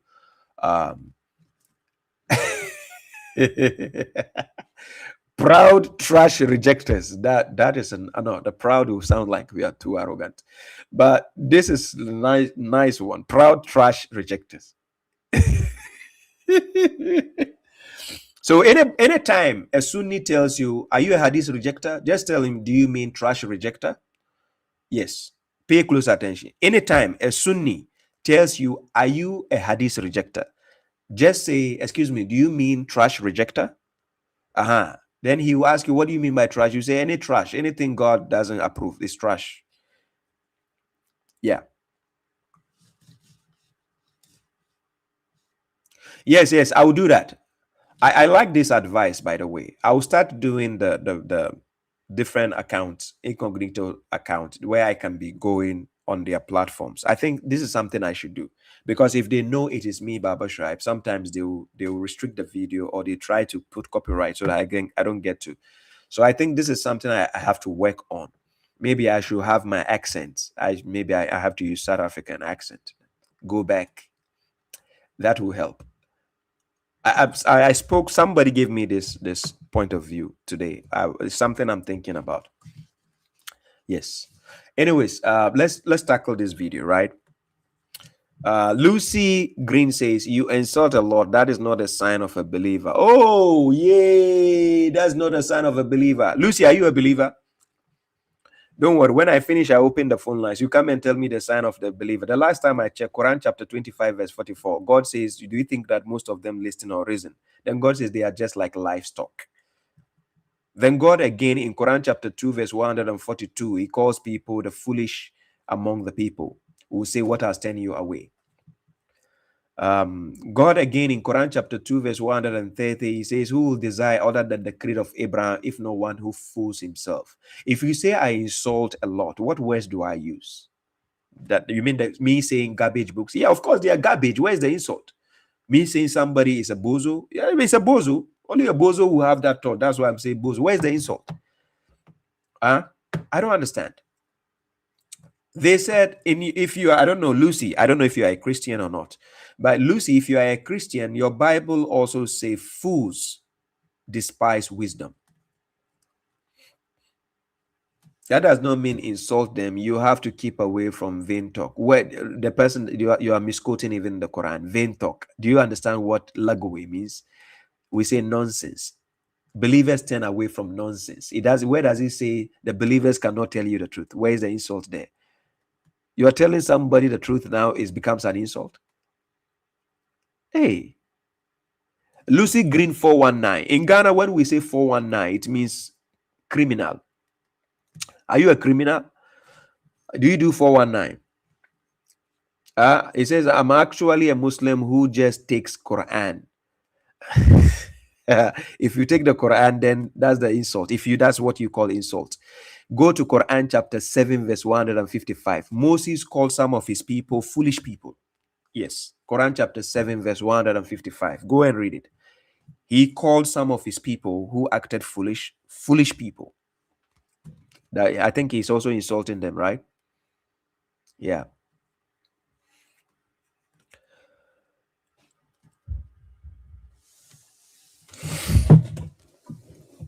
Yes, Eve after says they are scared ayah will influence women to stop following hadith. Yeah, but that is a fact. Women have to stop following the garbage books, because the garbage books are suppressing women. They are making women become like prisoners, slaves. So yes, but they are now making ayah more popular. So now people will be focused on ayah. This is what they don't understand psychologically. When they are giving her all their attention, they are making her a celebrity. And guess what? She'll become what? A role model for people, for women who want to be liberated. Because these Sunnis think women are very happy with their religion, the Sunni religion. No. A lot of the women don't just have... Look, if you want to understand what I'm saying, watch the video between Muhammad Hijab and Ali Dawa when they were having a conference with other women concerning marriage and how you can lie to your spouse. Please find the video and watch. I did a reaction on that. I have a video. I did a reaction on that. If you want to understand that women are imprisoned in this cult, in the Sunni cult, watch that video to understand. The ladies who were sitting down talking to Muhammad Hijab and Ali Dawa, they were not in agreement with whatever the men were saying on the platform. Even though the men were telling them, oh, this is from the hadith, the prophet said this, but the women are in denial. But they are so-called Sunnis sitting there like ninjas with their abayas and ninja things. But they didn't agree with Ali Dawa and Muhammad Hijab. Even though Muhammad Hijab kept placing emphasis that, oh, the prophet said you can lie. You can lie. You understand? Oh, Lucy Green doesn't know this. Please, anybody from Ghana, help her out. If you go to Ghana, when we say 419, yes. Any Ghanaian here, help her out. She doesn't know. Lucy Green. I was just telling you what 419 means in Ghana. When we say 419, it means there's a criminal activity going on. Yes, exactly. Somebody said Nigerian scam. Please don't add the word Nigerian scam. It's just a scam. Don't say Nigerian scam. You are trying to make the 419 seem like it is a Nigerian thing. No. 419 in general, in Ghana, when we say it has to do with scam, criminal activity. Right? Yeah, she go know. So, criminal Pro Max. Yeah, same in Nigeria, right? 419, exactly. Yeah. So when 419 is used, the moment that word is used, there's a criminal activity going on. That is a scam. So Lucy, please change your name, because that name is suspicious. If we see that name in Africa, everybody will run away from you. I'm serious. It's not a joke. Lucy Green. Wallahi, this name, if you have it in Ghana and Nigeria, everybody will stay away from you. They will never trust you. I'm not joking. Lucy Green 419. That name. It says it's just a name. Then why, if it's just a name, just write your name as devil and see the impact of a name. If it is just a name, change your name, write your devil. Say I am a devil or devil. Just use devil also as a name and see, and just say it's just a name. Anyways, let's continue. So attending to what the mushriks normally react on, what the claims we make. When they are reacting on what we say, is always you see, their complaint always is more like how will I say? It's like a baby, a child crying foul for a misconduct, right? That he misunderstood. That is how they cry foul. So look, Whatever they accuse Hadith followers of, they do the same thing. they said that whatever we accuse Hadith followers of, we do the same thing. That's not true. We accuse you of following the Hadith books. Do we follow Hadith books? What do we accuse you of? What is it that we accuse them of and we do the same thing? As a Quran only Muslim. Doesn't make sense. Guys, what is it that we accuse the Hadith followers of and we do the same thing? What is it that we are? Because the last time I checked, retaliation is allowed in the Quran. If they are, Nuri, if they are claiming that we accuse them something and then we are doing the same thing, the Quran gives you the chance to retaliate. Quran chapter 42 verse 40, Quran chapter 16 verse 126, Quran gives you the chance to retaliate when something is done to you. Yes, retaliation is allowed. Qisas chapter 2 verse 178. So when they say we are accusing them of something, what did we even accuse them of? So Aya over here, she's accusing Muslim Hadith followers of reinterpreting Hadiths to cover up what they perceive to be misogyny. Well, she's not accusing. She's telling the truth. What she said is the truth. She's not accusing. You should have the balls to play that video of her. You didn't play the video. You only showed her image, and that's it. Snap. You went to make a comment. What she's saying is actually evidential. I was defining the breakdown, 3 instances of the truth the last time: empirical truth, logical truth, and then we have the notion of the truth, where somebody is talking about things that they can give you evidence to. You can observe, and then you can have evidence for it. So she is giving you the empirical truth concerning how you guys act, right? So when you are dealing with an issue where somebody actually defines what you're doing and tells you with evidence that this is who you are, what you're doing, you don't say this is an accusation. It's the truth. You understand? It's the truth. So let's say there's a controversial passage in the Hadith, which for them seems to be a bit misogynistic. Oh, so they know it's a controversial passage in the Hadith. He knows that. You see? He knows. He knows that. Yes.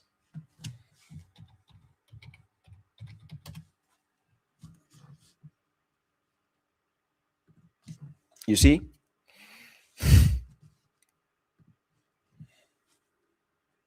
Yes, Boot Lily. Quran doesn't teach you to be a pushover. Yes.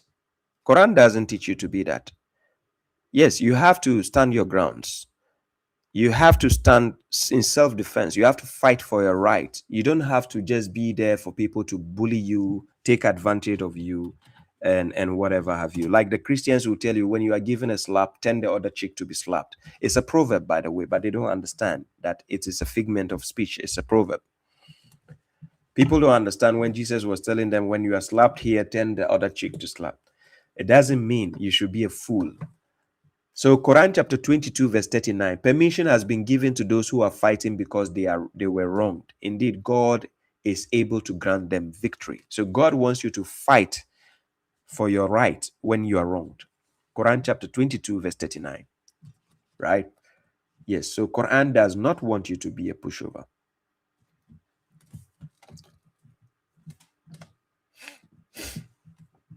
Yes, UTI Dawa is a liar. Yes, Sonny Nice, yes. He's a blunted liar. And you guys will see it very soon. By the end of this year, don't worry, the verdict will be passed. And I'll dedicate a whole program for it. And I'll break down everything he did, everything he said. The videos, I'll play it over here when the case is done. So the guys, don't worry. You will see everything. she's accusing us Hadith followers of doing is reinterpreting the text to kind of cover up the misogyny. Yes, misogynistic. Hadith book is full of, how will I say? Like I said, Hadith narrations favors men, doesn't favor women.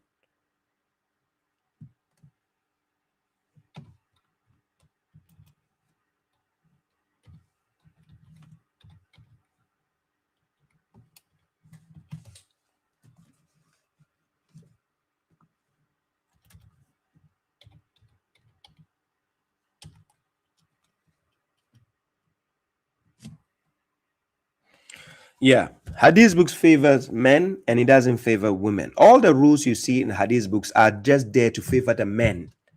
I repeat, all the rules you are seeing in Hadith books are there to favor men and not women. I repeat, all the rules you are seeing in Hadith books are just there to favor the men and not women. Yes, how are you, Iske? You're welcome. So yes, what Aya is saying against you guys is the truth. It's not a joke. It's not, she's not lying. It's the truth. You guys want to suppress women in every given instance. Most of the rules you have there is against the women. Oh, a woman should not wear perfume. A woman should not dress like this. A woman should like what? A woman should stay at home. She shouldn't go out. A woman should not give you handshake. A woman should not smile. A woman should not sing. A woman should not talk in public. A woman should not do this. Abba. Oh. However, these Quran-only Muslims, they do the exact same thing with the Quran. What do we do? Exact same. Does this guy understand English? They don't actually listen to themselves when they are speaking. That is their problem.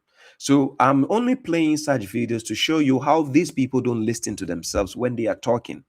It is like they are talking. I don't know, is it coming from their anus or is it coming from their mouth? I don't know.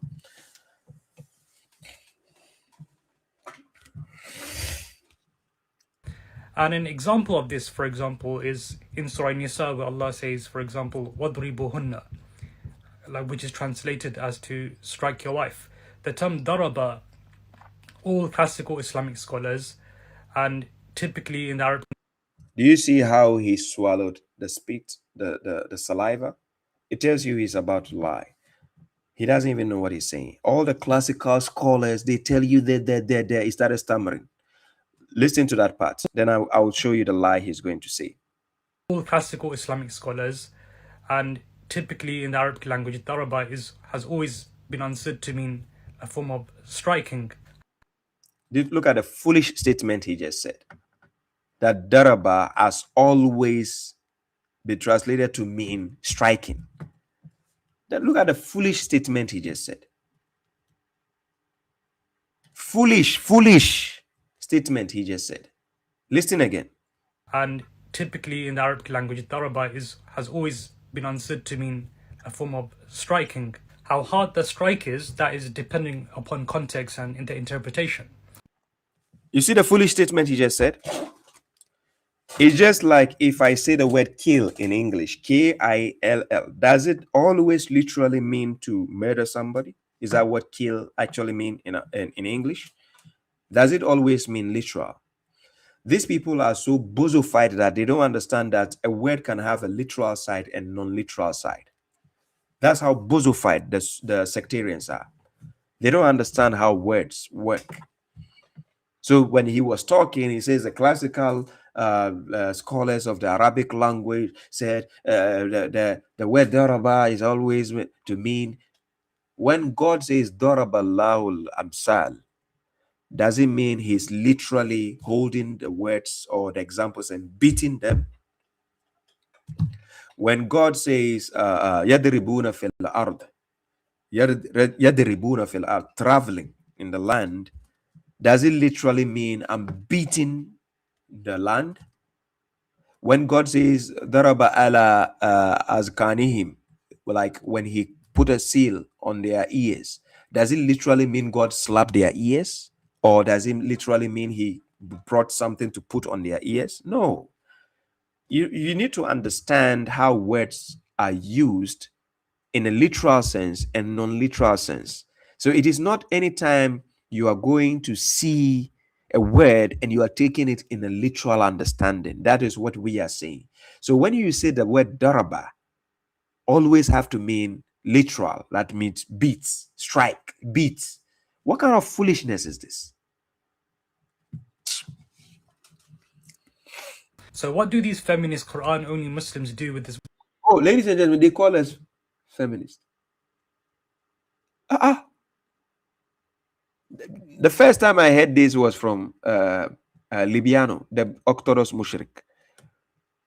Yes, they call us feminists. They said we the one following the Quran, because the moment we come out to defend a woman, the moment we come out to defend a woman on social media, they call us a feminist.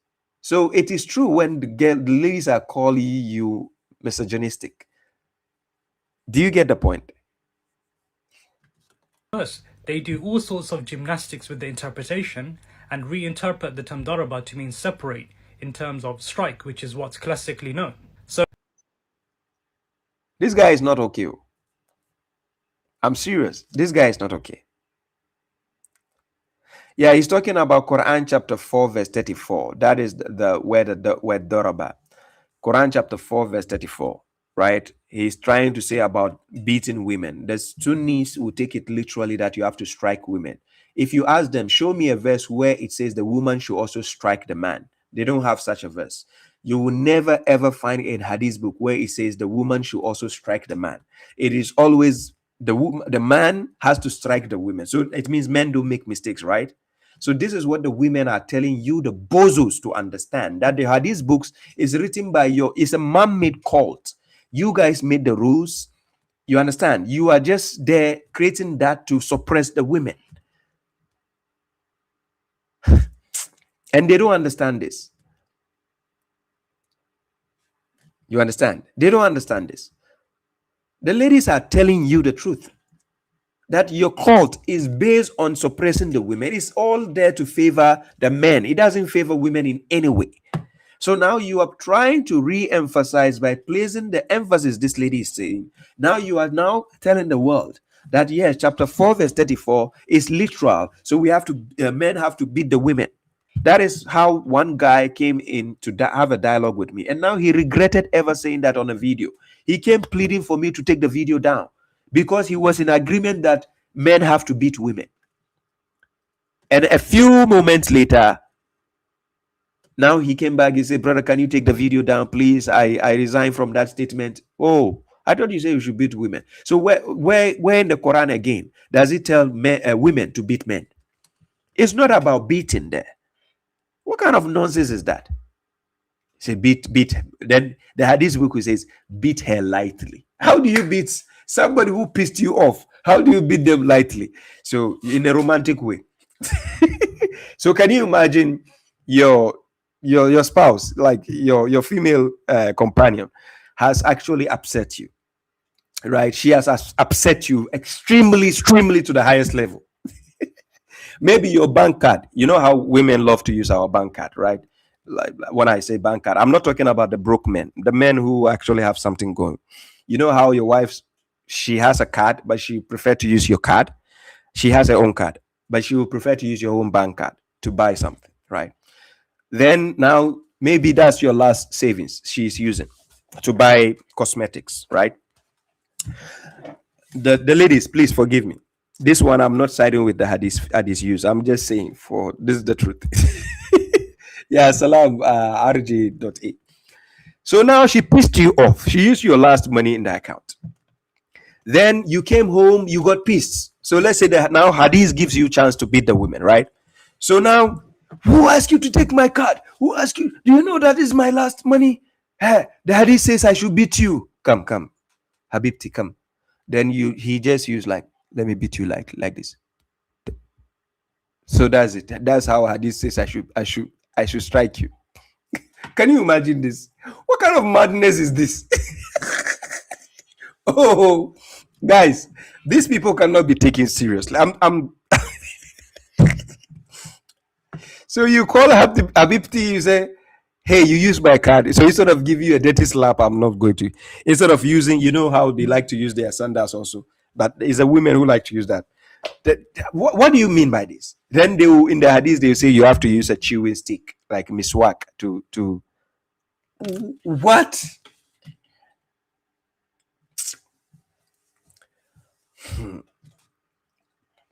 You say beat them, hafifa, beat them lightly.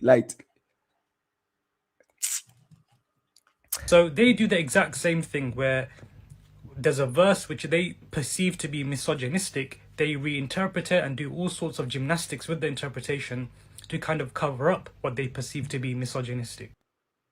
Really? We cover up? It is a fact that is misogynistic. It's not like we are making any cover up.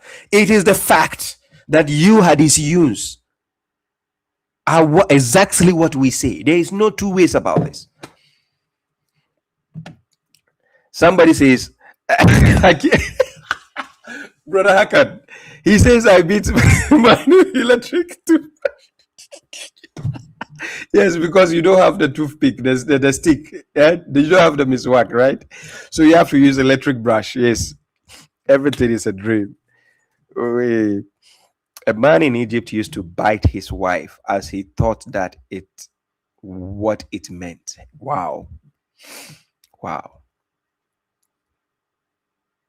Now they hate women. Yes, when the Hadith followers are going to show you hatred towards women, you'll be amazed. Now, the women who are married to Sunnis will tell you this, right? Unless if they want to just be like hypocritical. Because the Sunni cult is a man-made religion, and the rules they follow is man-made. It's not from God, right? So this is the problem. So let's. And this is one of many examples of where Quran-only Muslims show a lot of inconsistencies in their understanding and approach.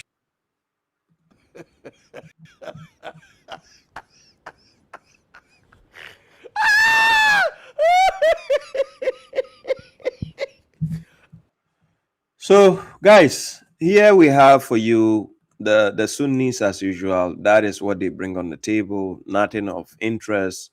And I chanced upon this video where ladies went to a scholar from his window and they are taking his spit from their drinks. They are spitting in the drink for them to drink. I don't know what they are looking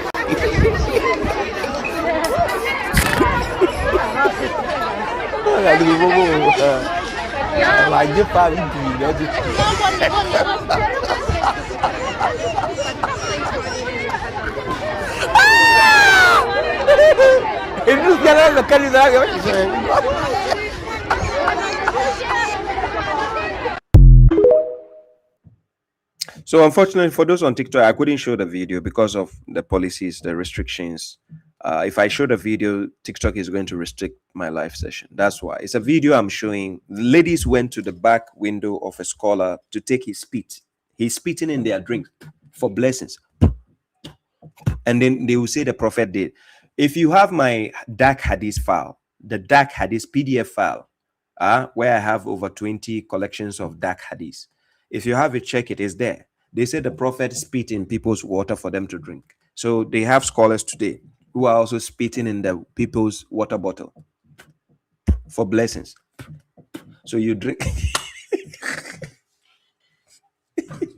Can you imagine this same scholar with full of filth and lies in his mouth saying he's giving you blessings? What blessings? Bozos. Seriously, they are the back of his window. Oh my God. I don't know if that day he even brushed his teeth. I don't know. Yes, they are going for the blessings. It's quite unfortunate, but that's what you have. So guys, we have had 2 hours 30 minutes. I'll open the phone lines. You can join as a guest. You can join as a guest. You can call also. I put the phone lines on the screen. This is the link to join as a guest. And then I put the phone number on the screen. Also, you can call via WhatsApp.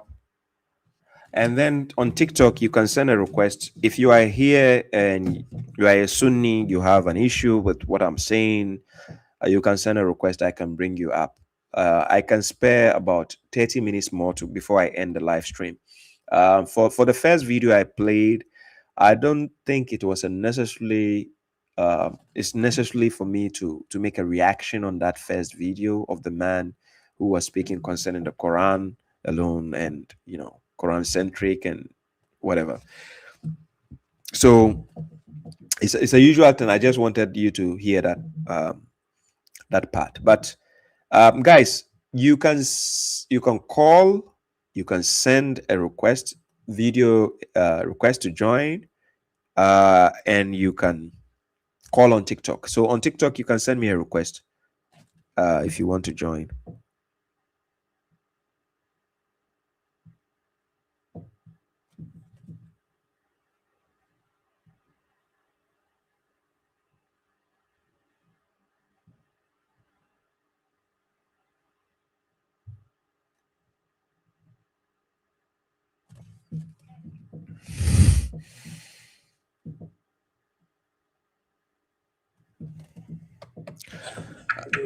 Brother, I'm from Somalia. At least you believe in God. Alhamdulillah. Allah is above. Bluetooth connected.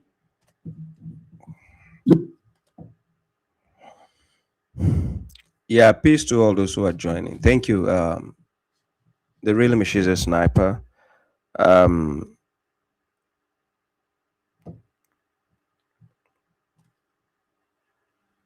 What does the Quran mean by?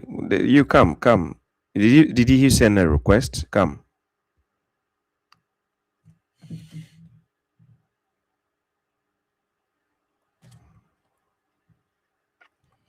Noura, you sent a request. Is it by mistake? Noura, are you watching? You sent a request. Is it by mistake? Noura, if it's by mistake, let me know. I see your request here. Or should I bring you up? Noura, if you're watching, you sent a request. Is it by mistake?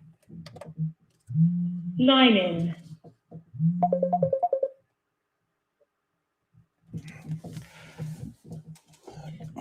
Hello. Yeah, salam alaikum. Your name and where you're calling from? My name is Aisha. I'm calling from Nigeria.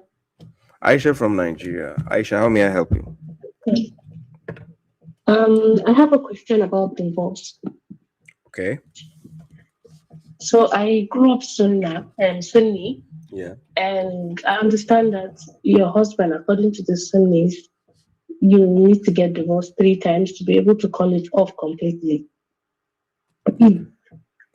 So I just got a divorce from my husband. This is the very first time. And I don't know how it's going. Okay. How it's going to be. Is it... Okay, you understand the question? I understand. Okay. Okay. And then the Idda. Yeah.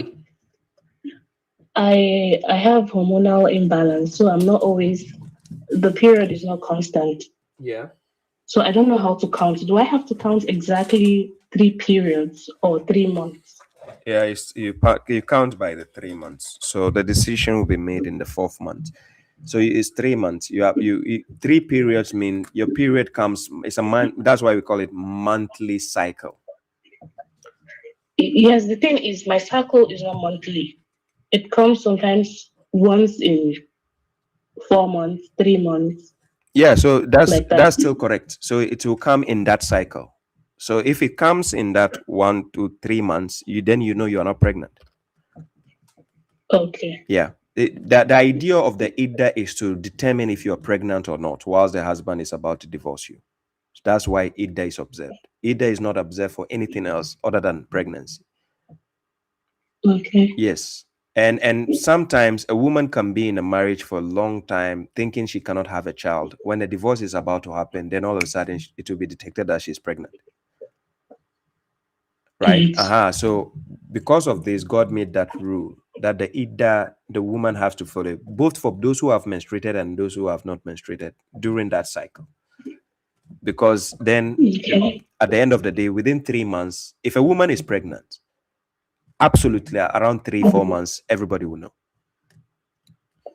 Yes. You understand? But when you were saying something, point of correction also. In Quran chapter 2, verse 229, God actually said the divorce is 2 times. It's not 3 times. It is after the 2 times. When it happened the 3rd time, that is done. But divorce, the limit for divorce is 2 times, meaning a man only has a limit to divorce his wife 2 times. Okay. The moment he goes the 3rd time, there's no coming back. Okay. So divorce is not 3 times. If you say 3 times, then that becomes like then if you have to go to the 3rd one before the limits. No, divorce is 2 times, not 3 times. So 2 times means you have exhausted the limits. Okay, so if you divorce the first time, you reconcile. You divorce again, there's no reconciliation. Exactly. Then no, when you divorce the 2nd time, you can reconcile. Yes, there's no. Okay. That's a limit. I get it. So meaning if you try to go the 3rd time, then no reconciliation. Okay. Yeah. Okay. So that is the point of correction, and that's the verse. I gave you the verse. You can write it down. Chapter 2, verse 229. Okay. All right. Thank you very much. You're welcome, Aisha. Thank you. Have a nice day. Peace. Yeah. Okay. So now I go back to TikTok. Baba, couldn't she take blood test to determine her pregnancy? Yeah, that's also another point. Yes, taking a blood test is not haram. No restriction in the Quran where it says you cannot take blood test, right? You know, the Sunnis, the sectarians are just weirdos. They can just be giving you laws out of nowhere. They don't shy away from telling you using a smartphone is haram. They will tell you that. They will say using TikTok is haram. Having Facebook is haram. They will tell you having a TV at home is haram. They will tell you playing music is haram. Sunnis, sectarians in general, that's how they are, right? So she can take a blood test. There's no restriction. So I go to TikTok. Saif Al-Haq, you are saying I should invite you. I sent you an invite already. You didn't accept. Check the invite I sent you. Where are you? Send an invite again.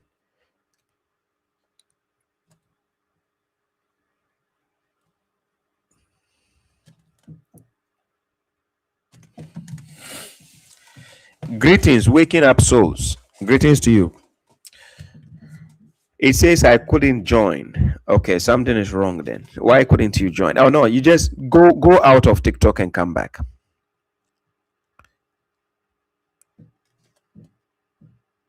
Go out of TikTok. You have to leave the page and come back. Like close it total and come back again.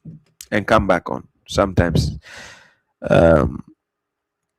This guy 120G, guys, he has been on this platform before. He's not stable. Can you mute him? He's just spamming the comment section.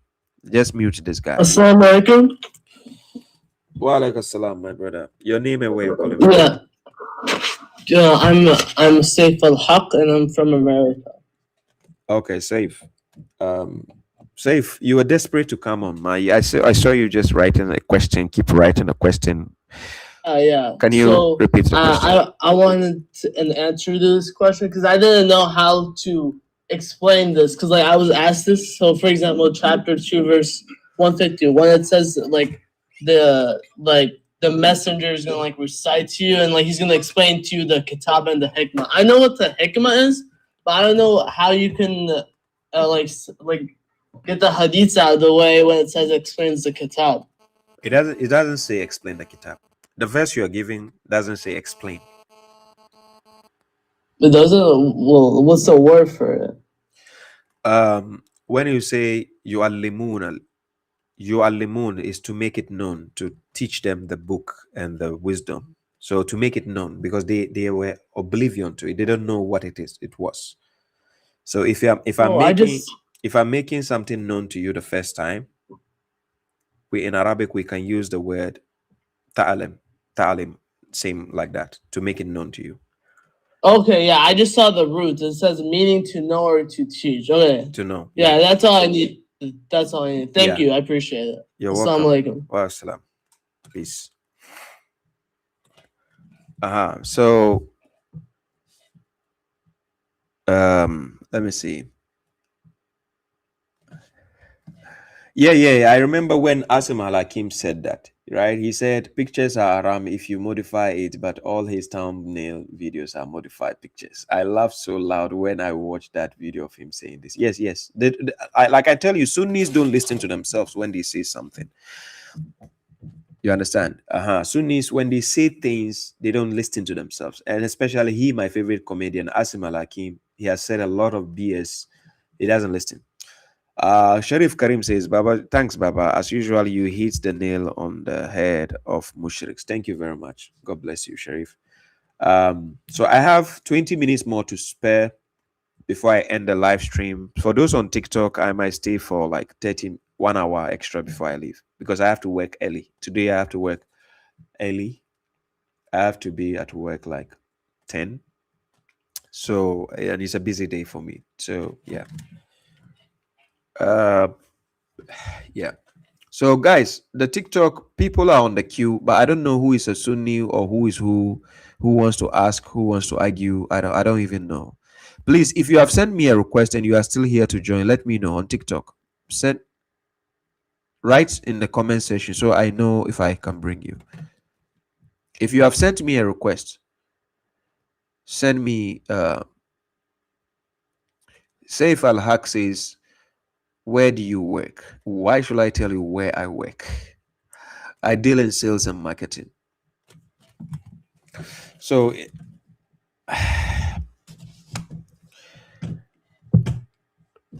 we have like 18 requests. Yeah, the 18 requests, I need to know where these people are when they send the request. Sometimes they send the request by mistake. They don't actually want to join. Sometimes it's by mistake. So Lion.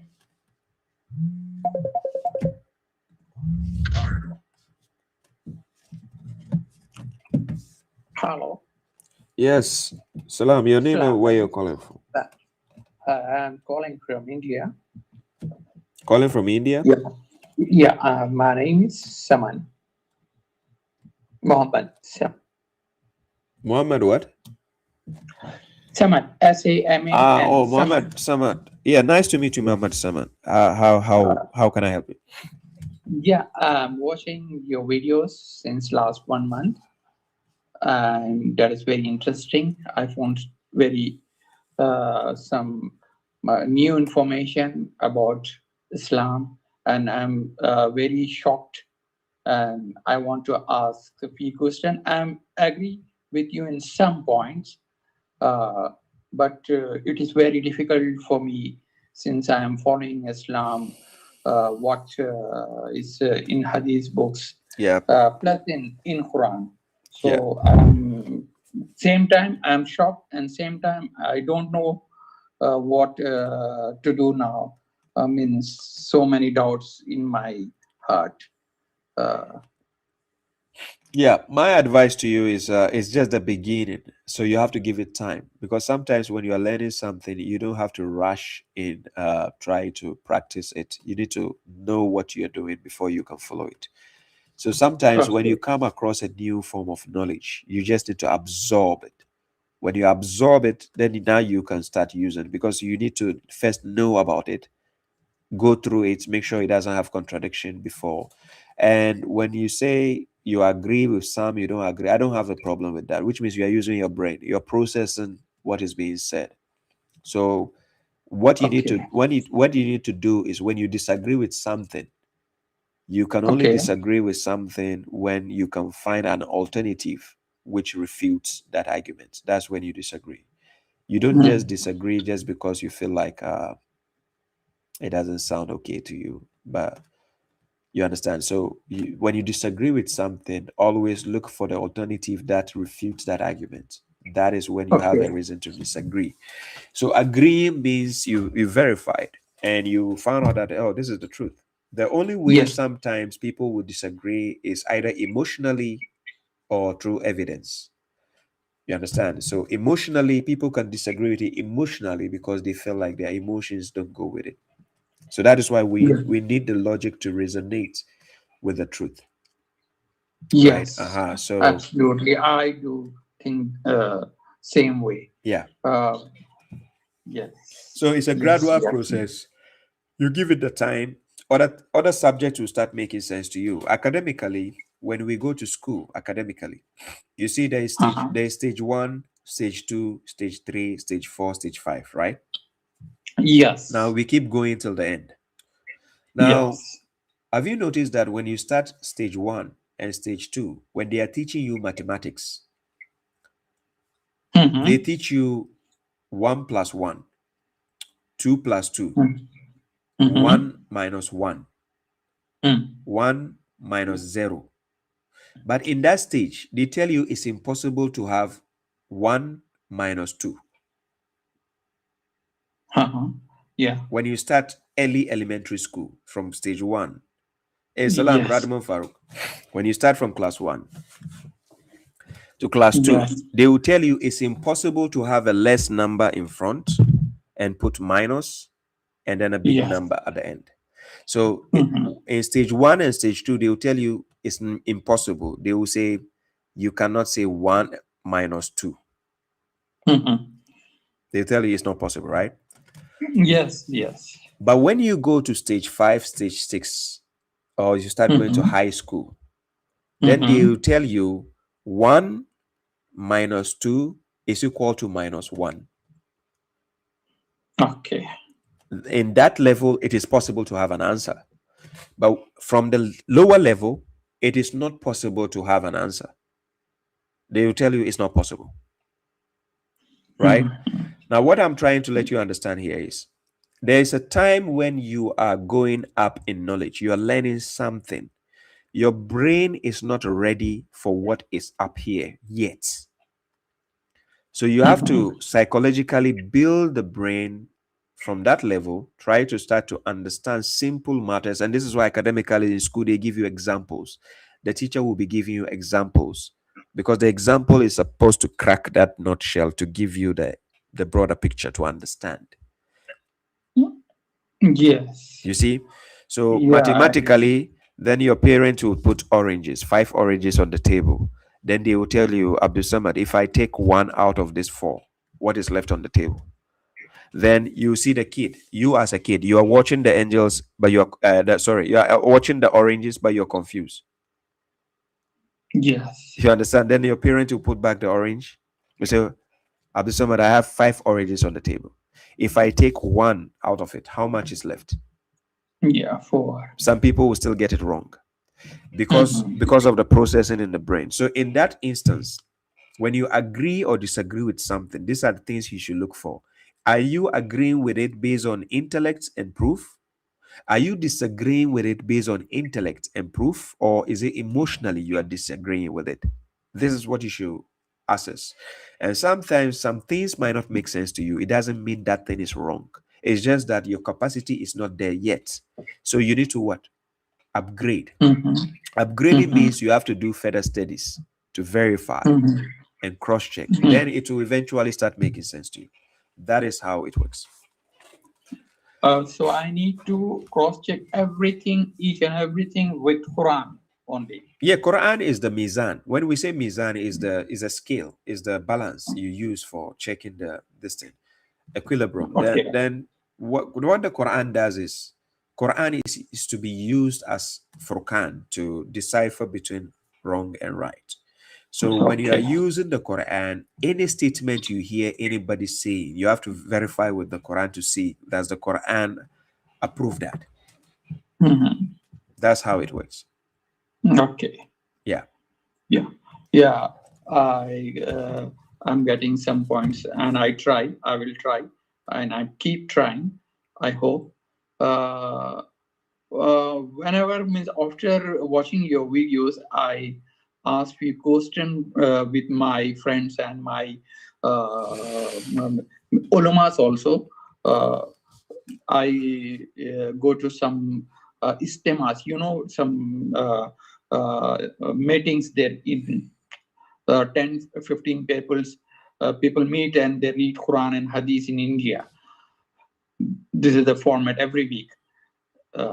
So I asked their questions. After watching your videos, I asked, the difference between Rasul and Nabi? They said, what? Like, and they just reject me and they just shout. So I also shout. Yeah, because their brain is not ready for it. What you are saying, this is the problem. You see, when you are talking to people, you have to assess their level of intellect. It means whoever you're talking to, be it a scholar, be it imam, be it a pastor, whoever you look, a person can claim to have a position, but their brain is not well equipped for that position. Sometimes, I give an example. Sometimes you can meet a medical doctor and you feel like, how did this guy become a medical doctor? How come he doesn't know anything? Then sometimes you meet a police officer and guess what? You realize the police officer doesn't know any law. Then you start wondering, how did he become a police officer? So like that. So in life, you'll be meeting people regardless of their position, regardless of them being your parents. According to Quran chapter 2, verse 170, God says, وَإِذَا كِيلَ لَهُمُ اتَّبِعُوا مَا أَنزَلَ اللَّهُ. Then they say, what? قَالُوا بَلْ نَتَّبِعُ مَا أَلْفَيْنَا عَلَيْهِ أَبَاءَنَا. Then God says, أَوَلَوْ كَانَ أَبَاؤُهُمْ لَا يَأْكِلُونَ شَيْئًا وَلَا يَعْتَدُونَ. So God is asking a question. What if their parents did not understand anything, nor were they guided? Because our parents were here before we came. But God is saying, what if our parents did not understand anything? So it tells you that somebody can be of a high level or prominence before you, but they might not have understanding in something, and you might have a better understanding than them. So you need to verify the claims people make, and you need to cross-check and ask people questions to see if they are well equipped in the head. You understand? And I've done that several times to imams, and I found out that they are bozos. I've met they are not. They are not ready to take my questions. Also, they straightforward they reject. Oh, you are a hadith rejector. You are not. This means they are not ready to talk. Exactly. They are emotional because they don't have the answers for you, right? So this is why one thing I love that the message God, the grace God has given me is to make me a parent. Like one thing I love about being a parent is when I'm having a dialogue with my kids, when we're having a conversation, right? I give my kids the chance to use intellect to question me. I always test their limits of their intelligence to see how they understand our dialogues. So I'll pose a question to my son. Then I'll ask him, does it make sense? Then he'll be like, no. Then I'll ask him why. So then he will explain. He will explain and tell me why something doesn't make sense. Then I'm like, oh, that's interesting. Then I'll tell him I disagree. When I say I disagree, then he will say why. So then I'll have to explain myself. Now, what I'm doing here is I'm teaching him the ability not just to take my words just because I say it as a parent. Yes. You understand? It has to be based on logic and truth so that the kid will have the capacity to verify the claim so that any elder will not mislead them or any other teacher in school will not just say things and go on scrutinized. So the idea here is our elders, our dignitaries, our whatever, president, whatever dignitaries around us, our parents, we have to have the capacity to reason with them and question them so that we will be able to know if they actually know what they are telling us or they are being influenced by a dogma. You see the point? So a lot of the elders, imams you have in your community, they don't know anything. They become emotional when you ask them questions. They don't like it. Exactly. Right? Some parents will not even ask you. They will not allow you to ask them, how did you meet my father? Or how did you meet my mother? They don't want you to ask that. Yes, exactly. They get angry. Say, who are you to ask me? Who are you to ask me? Yes. My son literally asked me one time. He says, before I was born, where was I? That's what he asked me. Yes. Now, can you imagine my son asked me that question? No. How is how many years? Now he's 7 years. 7 years. Yeah, but he asked me this No, question no, when no. he was 4 years. Oh, 4 years. Yeah.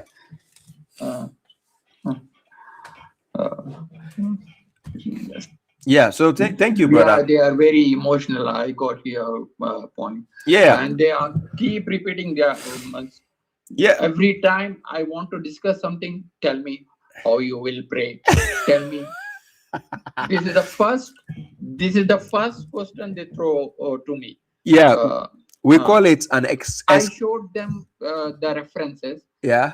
From your videos. Yeah. And they okay. And then how you will bow, how many times you ruku, how many times you how many rakats. That means they are not ready to accept. They are not ready to listen anything. I don't know. Means sometimes I feel like okay, I just have to leave them. Yes. Yeah. So let me tell you one thing. When people do that to you, we call it an escape route. They are using that to avoid your question.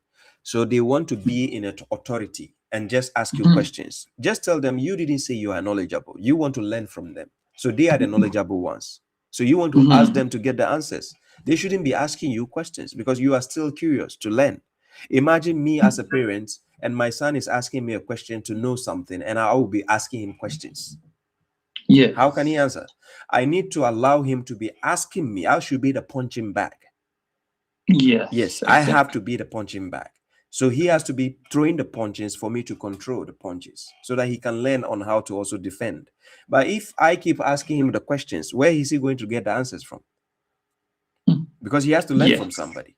So this is why the scholars, when you ask them, they are not fit to become imams and scholars. And this is why, Baba Shoaib, I put myself here for you guys to ask me the questions because I want you to see the evidence that I know what I'm saying. So when you talk, then I give you the evidence. When you ask, I give you the evidence. I don't want it to be like, okay, Baba Shoaib said it, so it's final. No. You understand? Yes. And likewise, it shouldn't be the same case with our parents. We have to ask them questions to explain themselves. Yeah. Yes. So that's a bit. But thank you very much, brother. Thank you for calling. Very nice to talk thank to you. I appreciate it. I will regularly ask you my doubts and questions if you don't mind. No, sure, I'm okay with that. If you have my WhatsApp number on the screen, you can send me a message there. Whenever I have time, I'll answer. Yeah. Okay. Thank you. Okay. Thank you, brother. You very much. Peace. Very nice. Assalamu alaikum. So a brother asked a question. Hey, Madia says, what did you answer your son? What did I answer my son? You mean concerning where he came from there? I said this is a question he has to ask God because we come from God. So yes, one thing about it is when I'm telling my son stories from the Quran, he thinks it's weird. Yeah, he thinks Quran is a weird book. It's not like he's thinking Quran is a bad book, no. But he's thinking strange. Yeah. So when I told my son we come from God, right? Then he asked me, did I know he will be born? And I said, no, I didn't know. I said it's just like a try a luck or try an error. So I didn't know he is the one coming. So whatever God sent him to come and do, that I don't know. Then he is like, so he says, if he goes back, will he see the world the same way? And I'm like, well, it's a different thing altogether. Where you came from, I asked him, do you remember anything from where you came from? He said, no. And I said, yeah. So I can only know when I also go there, then I'll know what you understand. So talking like this, it gives the kid a chance to explore things, to ask the necessary questions to be enlightened. Right? Not to just be mentally enslaved because a parent said so. Yeah, Jehan, I see you, Jess. You understand? So pertaining when he was asking me where was he before he came, I say he came from God. Right? So my kids, they have a big concept of understanding God because of the kind of discussion I have with them. Yeah, I think every parent should do that. You should be having that kind of weird conversation. We call it weird. weird conversation, because to the child it's kind of weird. They are trying to picture the things you're talking about, and so sometimes I use practical examples like the Wi-Fi to give them examples about God. Like, I will use example like Wi-Fi. How do you know there's a Wi-Fi? Then they said, okay, I will have to check my phone to see the network and so on. So certain things like that, so that they can understand the concept of God. In the Western world, it's easy for people to become atheists because there they have a freedom of thoughts. In Africa and the Middle East and so on, you are being limited by the parents' authority. So then you don't have a freedom of thought, right? So then whatever you have been programmed to do is what you feel it is the truth, but that's not the case. So in the Western world, people have the freedom to decide. They have the freedom to choose. And guess what? The parents are dumb. Excuse me, I'm sorry. But when I'm saying the parents are dumb, I'm just saying that the parents don't have the answers. So then the kid is like, I'm an atheist, officially. I'm agnostic, because the parents don't have those answers for them. They cannot explain those deep issues. Are you getting my point? So it is good to have those deep moments of conversation with your children, just to see how they see the world, or what they are thinking about, creation. Just to see their perspective. It's good as a parent to have that discussion with your children when they are coming up. Don't always keep it straight about education, go to school, go to work. That's all life is about. No. Your life, your work, you are going to die and leave it. Your school, you are going to die. Your certificates, when you die, your certificates become useless. I'm telling you. When you die, your certificates is useless. So you have to teach your kids to know what is beyond, to think about what is beyond, so that they can have the right questions based on you, the parent, what you have studied. You give them the evidence, they will carry it from there. You see the point? Yeah.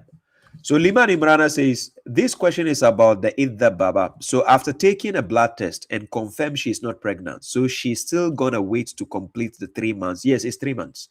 It is in Quran chapter 65, verse 4. Right? So in Quran chapter 65, verse 4, let me put it on the screen.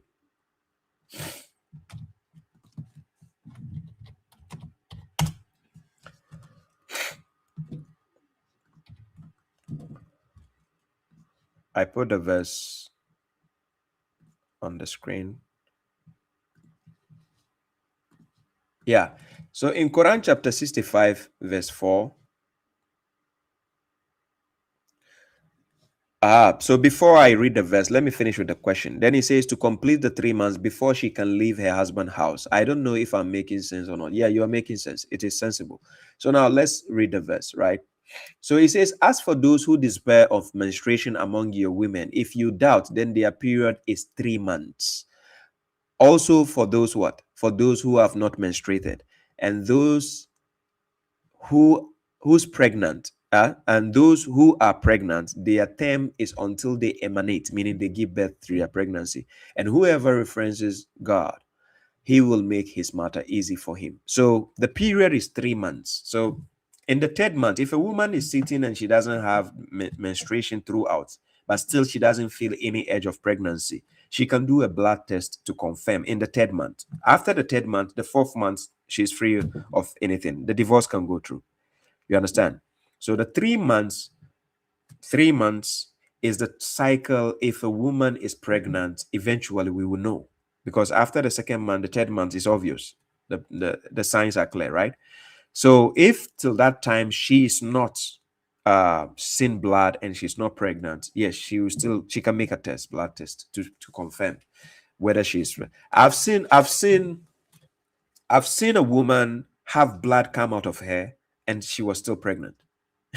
Yes, I've seen a woman go through something similar to a menstrual cycle, similar, but she was still pregnant. She got pregnant, right? So it is the kind of people's body react differently sometimes. Yes. So yes, Dr. Boss Cubert, yes. And guess what? She actually had a healthy baby. That's how weird it is. Yes, that this thing I witnessed. Yes, she had a healthy baby, right? Yes. Okay, so what now? Mohammed Saman. I see your message. No problem. Mohammed Saman. You were the one I spoke to on here, right? Assalamu alaikum. Yeah, wa alaikum salam. Liman Imran and Aganka, thanks. Bluetooth connected. Yeah. It's good. Good evening. It's good morning here on my side. Are you calling from Ghana? Yeah, calling from Ghana. And in Ghana also, it's not evening now, my brother. It's night time there. I didn't check the time, sir. Okay, no problem. It's okay. Your name is what? Abdul what? Abdul Hamid. Abdul Hamid. Yes. How may I help you, Abdul Hamid? So my question is concerning. I heard you saying we are supposed to pray 3 times, not 5 times. Where did you hear me saying that? One of your videos. Okay. Yeah, that's true. So I had wanted you to just briefly explain how the prayer is supposed to look like. For someone like me that I don't know, maybe if you pick like a prayer like Isha like this, you just briefly demonstrate to us how it's supposed to look like. I should so demonstrate. That someone that doesn't know. I should demonstrate to who? To me, or anybody that wants to. Me personally, I want to see, but I know probably someone might also be in the audience that also want to. If you are in the audience and you want to know, I have a video on YouTube, my YouTube channel, where I explain everything concerning that. I give the breakdown. So if that is the interest of what you want to know, then yes, you can inbox me also. I send you the link. So I have a link to that. I have answers to that already. So maybe that one it will be in the form like a theory or like orally. I just want you to do in the form of practical form so that. And I said I have a video on that. There's both practical. There's the explanation. You go to my YouTube, go to the playlist. It's called Salat Series. The playlist is called Salat Series. And everything is there. How you do it, theory side, practical side, everything is there already. Okay. I also wanted to ask whether in the Salat you call for prayers or maybe you make azan or not. There is no such thing as azan for prayer in the Quran. Okay. Yeah, azan in the Quran, God says you can do azan for Hajj, but I didn't see any azan for prayer. Okay. And the last thing too, because you referred me to the YouTube video, I guess I'll just go have a look. Then maybe I would have a question from there. Yeah, if you watch my videos and you feel like now you want to question me, it will be easier. But if you come now, you say I should demonstrate. That's what I'm saying. That's what I'm saying. So this kind of things I've been, let me tell you, I've been asked thousands of times. So I don't keep repeating myself. Instead of, since I have the video, the best thing is for the person to go and watch the video and come back. That's the best. So it's probably what I'll be asking might I would have gotten the answer after looking. So exactly, I'll just go look at it. Yes. So when you watch, you go to my YouTube with the same name, Baba Shraib. You search Baba Shraib, it will my page will pop up. Then you go to the playlist. I have categorized my YouTube videos. So playlist. Then you go to Salat series. Okay. Yeah. So everything about Salat is there. Okay. I wanted to ask, what about ablution? Is there? Is there? Yeah, in the same, actually the Salat video, it starts with the ablution. It shows you what you need to do, what has to be done before you go. The video itself, everything is there. Okay. Then thank you. Yeah, you're welcome, my brother. Thank you, Abdulhamid. Stay tuned. Keep on watching. I have a few minutes though, but keep on watching. Thank you. Yeah. Yeah, thank you, RJ.A. Guys, I'll be ending the live stream pretty soon. Like I said, I'll be working early morning today. I have a busy day ahead. Mazlan Osman says during the Idda, can the wife refuse to go back to the husband? She is still in the Idda. You see, when people are going through divorce, they go through something of like separation, right? So during the Idda is there till the woman decides if she wants to go back to marriage or not, right? That is why it is the maximum is 4 months. After the 3 months, 4 months tops before the divorce finally goes through. The 3 months is there for the woman to finally know that I'm going through divorce because I'm not pregnant. That's the 3 months of the Idda, right? But the moment you guys stay away from each other for 4 months, officially the divorce is taking place now. So somebody is calling. Let me try to call the person back.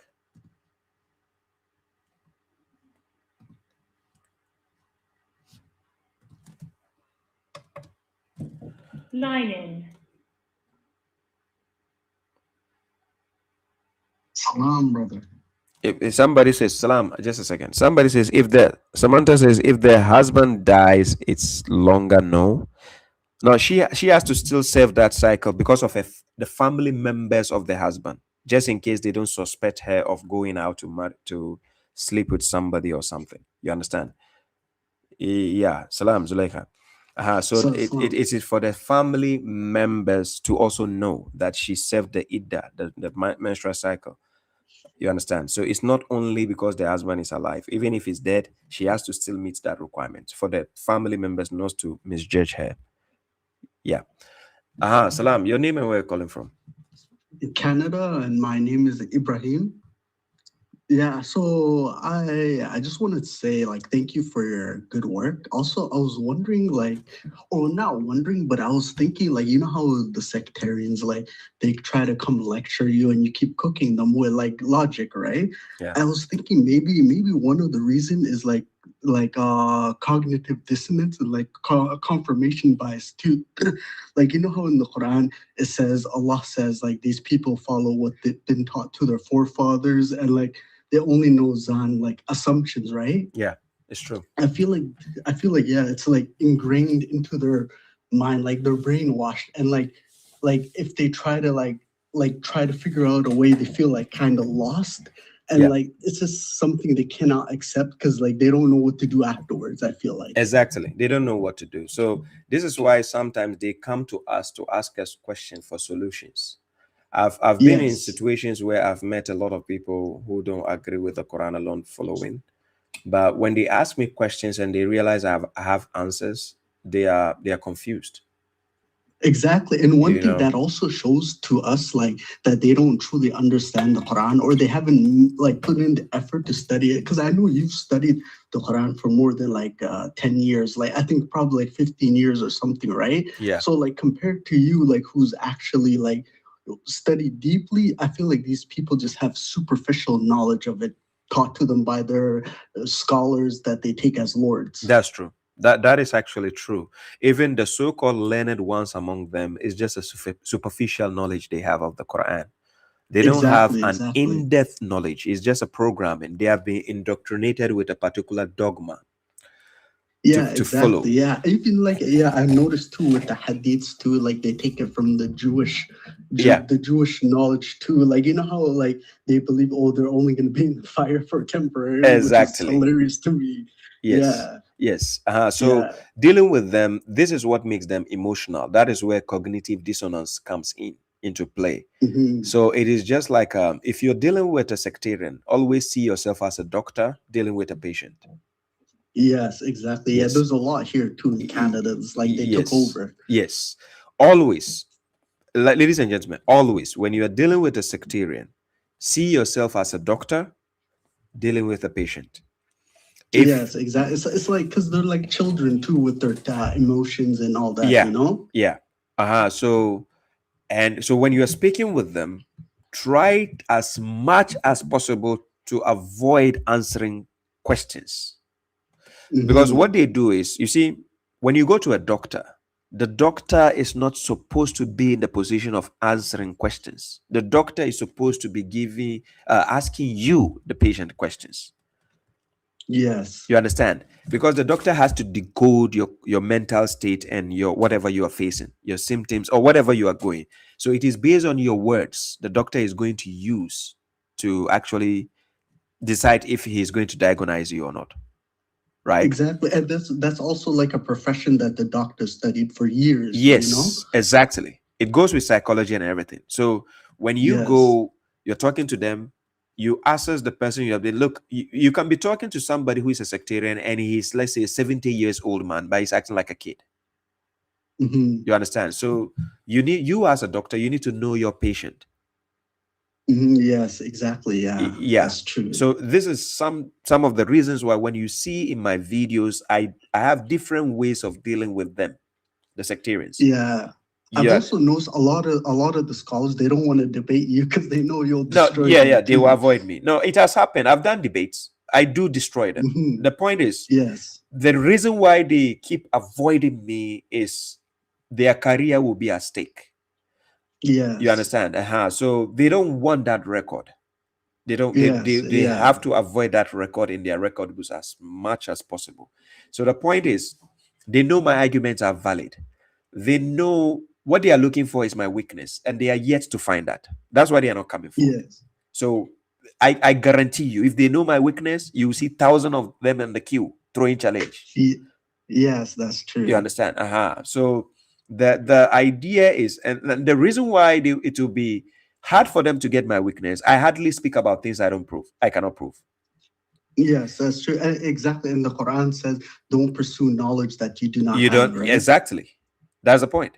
So all the matters I talk of, that things I can prove. That's why I can boldly sit on any platform and throw a challenge to anybody. Yes, exactly. So because I know what I'm following, and I know what I'm saying, and I know what I'm doing. So they come in, they don't even know their books. So how can you come face somebody when you don't know your books to come and challenge the person? Yeah. When you tell them about all the different hadith books, they're just like shocked. Yes. Because they don't expect you to know their books. Thank you. Because in their dogma, they tell people don't go to the hadith books. You have to go through scholars first. Yes, that's true. So it's called gatekeeping. So even not only that, I noticed too, like with the hadith, they say, oh, you can't use your aqli or your reason to question the hadith. If they say, look, this is one of the protocols they set for people. Don't use your akal. Don't use your akal. Yeah. But God keeps saying in the Quran, afala ta'qilun. Will you then not reason? Will you then not reason? Exactly. So God wants us to reason. And then we have people who are now telling us, no, you don't use common sense in Islam. Then what should I use? Common foolishness? They want us to worship the bozos. Yes, I don't understand. By the way, I made the word bozo very popular, even in Ghana. Can you imagine? The judge, I sued somebody in Ghana. The judge, he liked that word. Yeah. Yes, he heard the word. He heard the word bozo in the court, and he was laughing. Even the word kaput is good too. No, they are kaput in the head. That one is a fact. You see, the things I say, they are things I can prove. Look, my opponent's lawyer asked me what is the meaning of mushrik, and I gave him the meaning of mushrik according to the Quran. And I said, according to the Quran, chapter 12, verse 106, you can be a believer in God, but you are a mushrik. According to chapter 12, verse 106 of the Quran. Then according to the same Quran, you can be a mushrik who is part of a sect, divided in groups. It's a sect. Chapter 30, verse 31 to 32. God says you should not be among sects, because sects are following the rules of their what? Their idols. Even though they know there is God. Listen carefully. Yeah. They know there is God. One thing, well, you're right. One thing I noticed too is they don't know the difference between a submitter and a believer. They don't. Let me tell you how to understand that the brain of a sectarian, especially a Sunni, is not stable. They don't know the difference between a messenger and a prophet. That's true. They yes. don't know the difference between black and white. They don't know the difference between yes or no. They don't know the difference between true or false. They don't know the difference between light and darkness. And they don't even know the difference between when we say hadith of the Quran and hadith and their own hadith. They don't know the difference. So when you tell them Quran is a hadith, they start laughing. They are like, ha ha ha ha ha ha. This guy, he said Quran is hadith. They don't know. Right. And so when you show them the verse where it says the Quran is the greatest hadith, they run away. Yeah, they will run away. But because they don't know, their arguments is based on what they have been told by their parents and their scholars. They didn't verify them. They didn't verify the claims of their scholars. You understand? So I put them on the hot spot. I make mushriks steady by force. They reflect. And when they meet me personally, they tell me. They say, Baba Shoaib, you are forcing us to study you. We are learning now. I say, you're helping them learn, yes. Yes, I'm helping them. This is why I give them reference. If you have taken good note of the scholars or whatever, even if you have been to a mosque before, you see the scholars when they talk, they don't give you references. They will only say, it is mentioned in one of the famous hadiths of the Prophet that one day he was sitting and then the Sahaba came to him. And then the Sahaba says, Prophet, what did you eat for the night? Then he said, I ate dates. And that's it. So now the people listen. As religion. Yes. And then they think that is religion. Then they say, Allahu Akbar. Wow. And then they are amazed. And that doesn't even make sense too, because that just means God great, right? Yeah. Yeah. Yeah, it's crazy. You see, so these are the things. What I'm trying to liberate the people from is what we call mental slavery in religion. Yes. Yes, I want people to study. I want people to apply Quran chapter 17, verse 36, not to pursue what they don't know. I want people to ask questions. They don't have to agree with everything. I don't expect people who even watch me to agree with me on everything. But I hate when people use emotions when they watch me. I hate it. Yes. Because I deal with intellect. So even when somebody disagrees with me, I want him to disagree with me intellectually, not just emotionally, to say, Baba Shoaib, you said this. Exactly, yeah. You understand? And you want like a valid like argument as well. For what their belief is, they should have like at least a logical and valid argument. They don't know how to use logic, and that's what I'm teaching them. Yes. Yeah, they need to be taught. In life, we are helping each other, right? So yeah, I want to learn something from them, and they have to learn something from me. So look, let me tell you one of their biggest arguments against me, especially the Ghanaian scholars. They will say he doesn't have tajweed, he doesn't know how to recite the Quran like us. No, so seriously, am I out there to do recitation competition? It's like they want you to sing the Quran, basically. Yes, they want me to do the singing. I don't know if they want me to do Bollywood singing or R&B or I don't know. So the Quran, when we say you should recite something, you have to do it in a way of talking. That's what reciting means. When we say read something, then you have to read it in the form of, reading, not singing.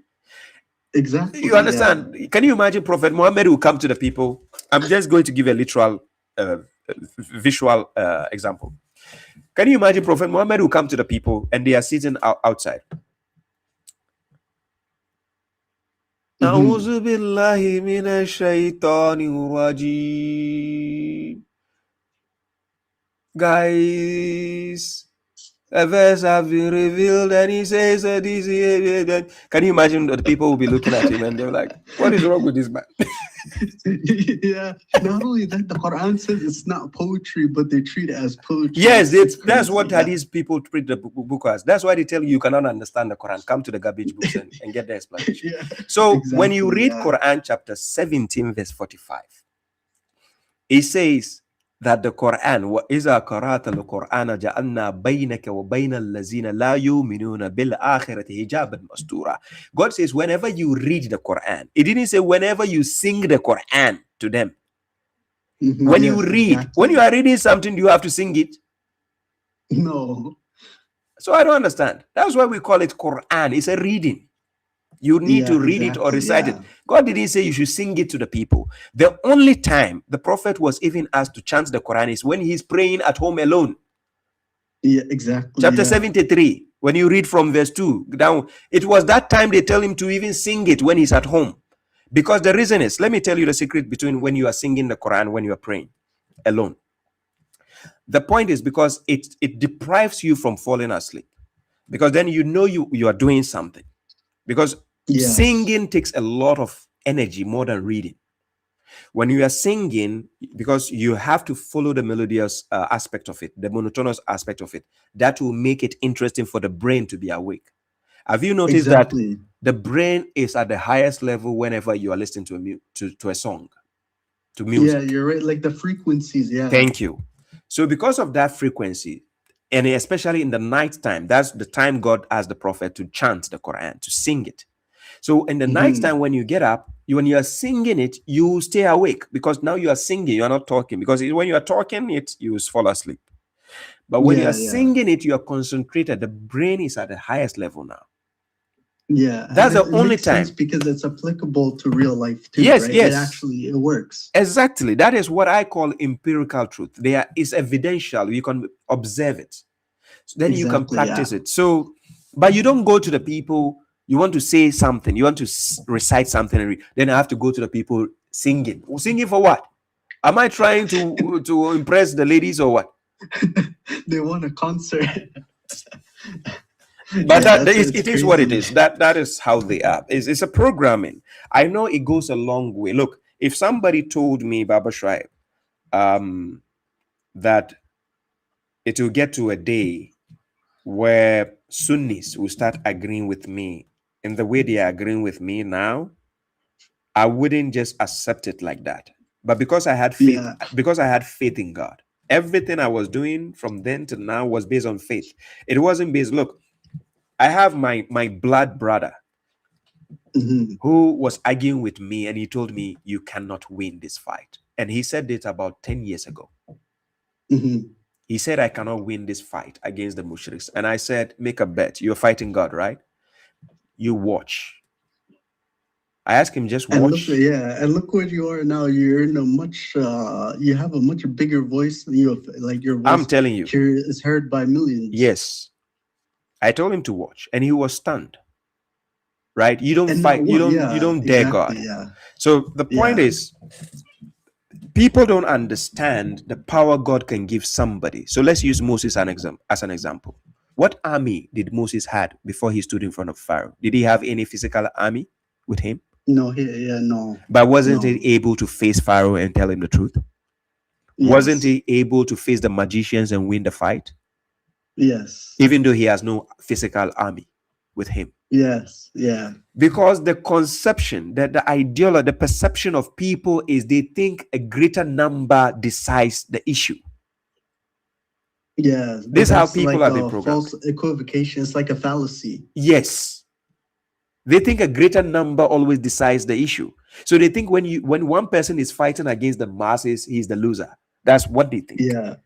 They're forgetting that when you are on the side of truth and on the side of God, no matter how small the number is, you have a bigger upper hand.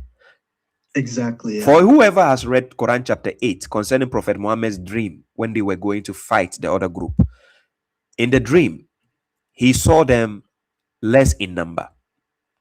When they went physically to fight, he saw them in big number. But guess what? He didn't doubt, and they won the fight.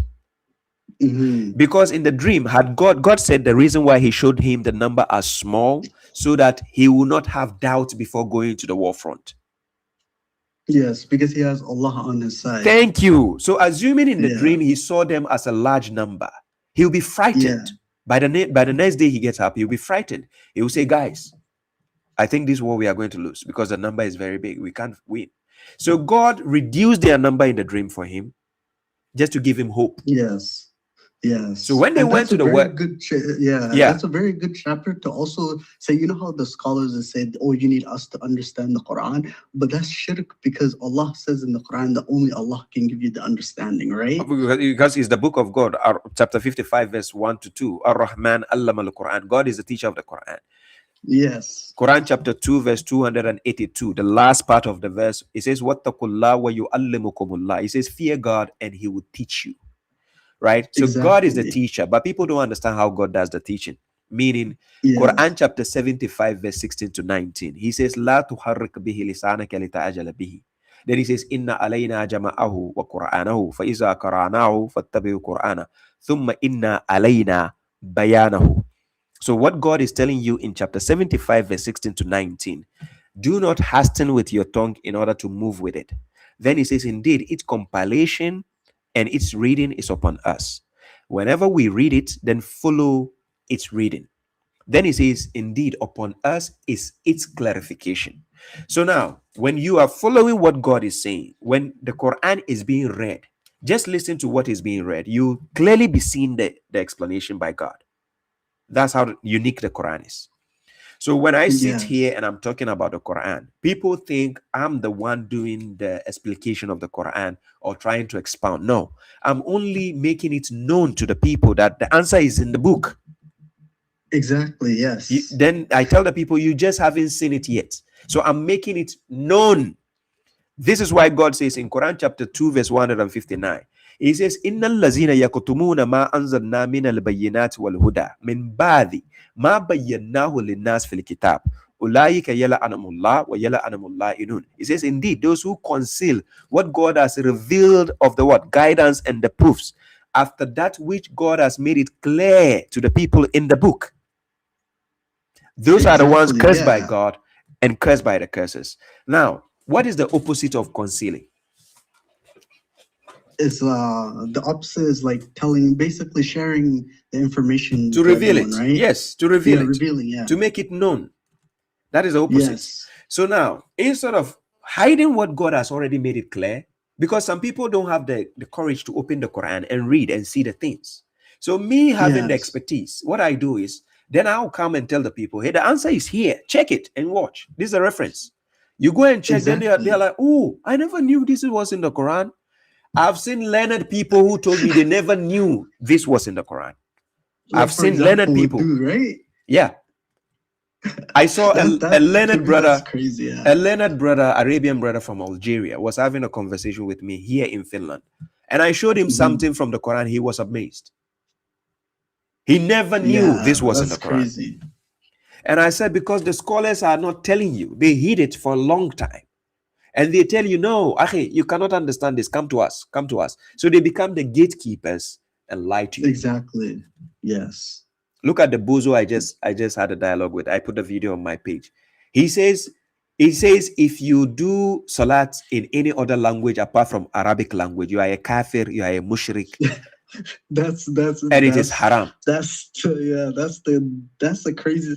Hey, I don't know what's wrong with these people, because he's going to be judged by that in the day of judgment for saying they don't care. No, they don't care, because guess what? They said the Prophet Muhammad say all his people are going to Jannah. He's going to put them to Jannah. Anallah. And they say, guess what? Even if you go to Jannah, Prophet Muhammad will come and open the hell and say, hey, who is here? Come, I bring you out. At this point, they're Christians. The Sunnis, at this point, they're Christians. Because that's crazy. Of course. So don't be amazed when you see them believing in the bozo fighting, because they've been lied to since they were kids. So they believe in the fictional stories, right? It has already been induced in them. Like they believe Prophet Muhammad split the moon in half. Yeah, they see him as a Superman. You see how we watch the Avengers and we watch Superman, Batman. That's how they see Prophet Muhammad as. It's a fictional story which they believe in. Right? They always see him as a superhuman. They say he can talk to trees and the trees can come and cover for him. He talks to animals and do everything. So he's like a superhero, superhuman. Yeah, that's crazy. But that's because before the Quran, the Prophet Muhammad, did he have those abilities? No, right? Huh? Like before Allah revealed the Quran to Prophet Muhammad, he never had any of these abilities, right? And now they're magically giving him these Yes, abilities. and then all of a Hadith. sudden he's magically, superhuman, Yeah. or having Yeah. all this ability. That's how they are. They just explain, it's just, if you want to have a great deal of laugh after God has guided you, just listen to Hadith scholars narrating Hadith. Yeah. It's just amazing. You'll be Yeah. laughing your lungs out. I'm serious. Yes. They don't listen to themselves. And a lot of my people back in Ghana, it is now that when they start interacting with me, they realize how bozoffied the scholars have taken the people to be. Yes. Oh, by the way, Especially when you look at Oh, sorry, my dear brother. I have a caller on the line. I forgot. Oh no, There yeah, was no, one no guy worries, no online, worries. but thank. It was nice talking to you. Have a No, pleasant yeah, it was nice talking to time, you. yeah. Take care, brother. Peace. Bye-bye. Yeah. Peace. Zardios, I see you sent a request. I'm sorry, I didn't see. Are you here? Salam. Yeah, it's fine, brother. It's fine. Yeah, salam. How are you, brother? I'm okay, brother. I had a question of so the Quran verse you just said actually where it says upon us is the clarification. Yeah, chapter 75, verse 16 to Yeah. 19. Could it be that like I think before does it say like to recite the Quran slowly or something like that? Do not hasten with your tongue Yeah. to move it. Yeah, you don't hasten with the Quran. No.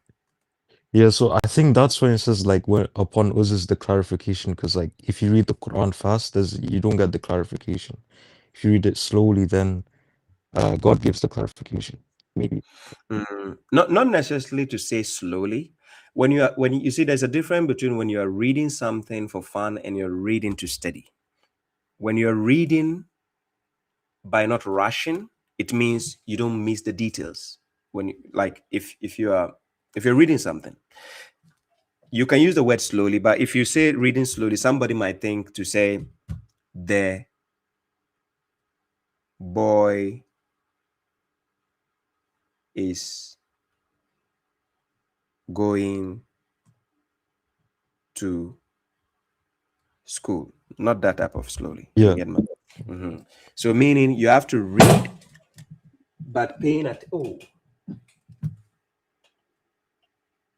nearly crashed my camera. You have to read slowly, but you are paying attention to the minute detail instead of using your own ways of trying to understand it in a fast pace. So that is the point. Yeah. Yeah, like recite it normally, not quickly. Yeah. Yeah, I find like Do you have a broken mic? Your mic is like a crack. That you have something. Is this better? I think now it's better. Yeah. Yeah.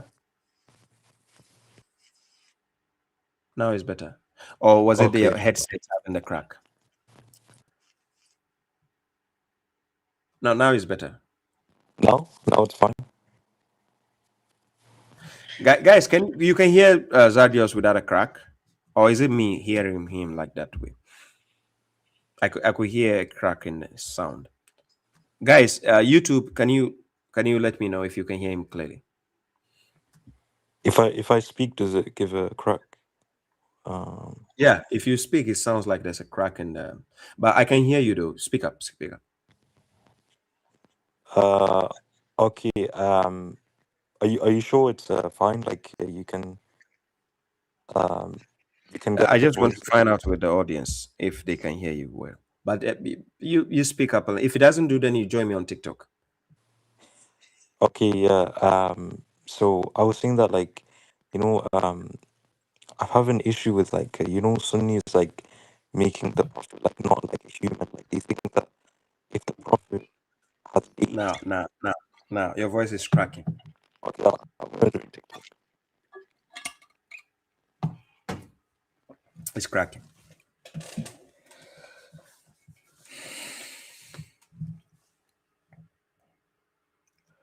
Yeah, so he will join me on TikTok. I think that should be better. Oh, it's back again. Let me see. Is it fine now? Now it's better. Yeah. You sure? Yeah. Yeah, so I was saying that like So I have like an issue with them like making the prophet like not human. Like, you know, if the prophet eats dates, like that's like him just being him. Like how is that wahi? Like that's like, you know, Exactly. like they make, Exactly. yeah, they make That's everything how it into is. wahi. Yeah, they make the prophet life, they make prophet superhuman. Look, what these people are doing Prophet Muhammad as a human being, I don't think anybody has ever done to any prophet like that. Yeah, The, yeah, the position they put Muhammad is way above even what Christians do. Of course, the worst the Christians have ever done is to say Jesus is the Son of God or God Himself. But these guys, they see Muhammad as more than what we call God or Son of God. yeah. Can you imagine these people said on the day of judgment, the judgment on that day is for Muhammad? No, I can't imagine that. So then that means indirectly they are telling you He's God. If they can go to the extent to say Anallaha, He said the day, the judgment on that day, Anallaha, belongs to Him, then what else is left? Yeah, yeah, like that. Yeah, that's the issue. Like, come on, like he's a human being. Like, come on, like you can't take everything he does as wahi. You know, like him walking to the room, like there's a sunnah how to go to the room, and it's just like, what the hell? I want to be a normal person. I don't want to believe in this. Now, can you imagine if Prophet Muhammad was existing this time? Can you imagine the social media, the paparazzis? Yeah, yeah, yeah. Then, can you imagine how they accuse him of sleeping with 9 women in one night? Can you imagine if Yeah. it is now with the satellites and the drone? Can you imagine the drone going, see, checking him when he's leaving this house to go to the next house? They would say, okay, sunnah to use drones now. Exactly. Yeah, MFG. MFG says he can't leave his home in this day and age. He can't. I'm serious. Yeah, he Because, can't. Everyone's gonna follow him. yeah, can you imagine the protocols God gave in Quran chapter 33, verse 53? All right. Oh, no, chapter 33, verse, yeah, 53, when God Yeah. talk about believers not to come to the house unless they are invited, the houses of the prophet, unless they are invited. And when they are invited, they shouldn't come down to start discussing, having hadith, like conversation. They should come Yeah. and eat and leave, right? And if they have to talk to his wives, they have to talk to them behind a partition. Hmm. And then his wives were also told not to speak to the believers with with a soft voice, right? Hmm. Uh-huh. Now, can you imagine these protocols God laid down? Now, can you imagine somebody like the prophet who will sleep with 9 women and he will come and tell the Sahabas, the believers, and say, "You guess what? Hey, I sleep with all of my 9 wives in one." Or maybe the wives are the one telling the guys that, "Hey, guess what? Our husband visit all of us in the night." Or is it that when he's visiting all of them, some of the Sahabas are watching? They are chasing him and watching, like this guy. Look, in the night, he's going here. Like, how did they come with that? How did they come out with that? I, like I don't like I can't even begin to think like why someone would write that. Like seriously, like what's the point? Like even if it happened, what's the point of writing it? That's what I'm saying. Can you imagine the prophet coming himself to tell them that? No, like it's like no. No, Mm. it's weird. It is like what kind of religion is that? Like everything he does, you make that your religion. This guy will go to the extent to tell you how he poops. It's like somebody's just watching him pooping. It's like, this man amazing. He's pooping. Oh my God, mashallah. Then he takes a Now stone. I know how Then they they say he poop. takes a stone to wipe his eye. Can you imagine this? No, and people. The funny part is when my people, especially when I say my people, Ghanaian community, who said I am the one hating the prophet. I'm like, how am I hating the prophet when you are insulting him in your garbage books? Yeah, all you're doing is calling out the assumptions and like the lies and you know what's I don't even more understand. what's even more sad is that the prophet is like okay if he's giving khutbah every Friday, in his life, right? Why do we not find the hadith in congregation if he's speaking to all of them? Why is it all from Abu Huraira, like through one person, most of them? It should be mostly through the khutbah people, Yeah, not exactly. the yeah. Like No, even look, even in the Quran, one thing I want people to pay attention is in Quran chapter 66, verse 3 to verse 4. Remember, God was advising, warning the wives of the prophet when the prophet told one of his wives a discussion, a discourse, a hadith, and then she went to tell another wife. God even warned them to repent from that. Listen carefully. A narration that the prophet told one of his wives. She went to tell another wife of his that narration. Yeah. And then she asked the prophet, who told you this? And he says, God informed me. God now told the wives to repent from what they just did. Now imagine a wife telling another wife the secret. This information the prophet said. Not even an outsider. She didn't go outside to tell outsiders. A wife of his told another wife of his particular information. God asked them to repent. Now, can you imagine when they say Nana Aisha has narrated over 1,000 hadiths? Yeah, that's To literally an the isnad public? in the Quran. Like Allah's calling out an isnad, like the wife told another wife, and Allah saying, "No, it's not true."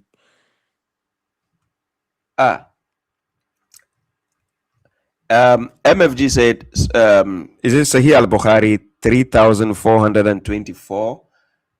It says, narrated Abu Hurairah, the Prophet says, Solomon, son of David, said, tonight I will sleep with 70 ladies, each one of whom will conceive a child, who will be a knight fighting for God's cause. His companion said, if Allah will, but Solomon did not say so. Therefore, none of those women got pregnant except one gave birth to a half child. Oh my God. Astaghfirullah. Half child. Hey! Okay, half child. The prophet further said, if the prophet Solomon had said, Inshallah, he would have begotten children who would have fought in Allah's cause. Then he says, Shuaib and Ibn Abi Azinad said, 90 is more correct. So 90 women. Hey! Oh my God. So Solomon slept with 90 women. Wow.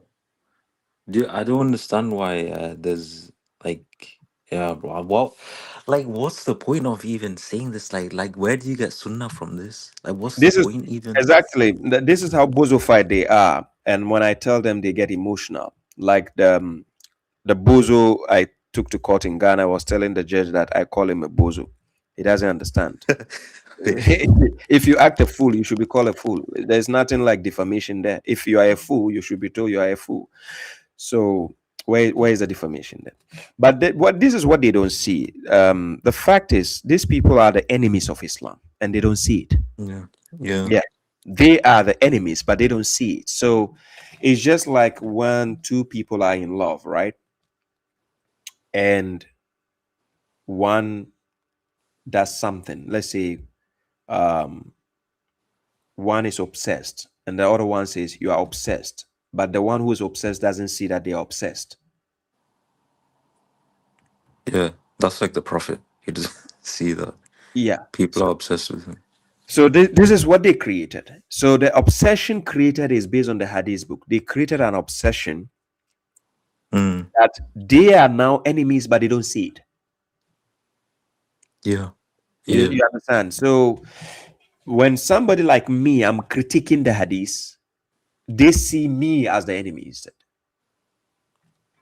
Yeah, that's not right because you're just pointing out the assumption. You're just saying it's assumption, and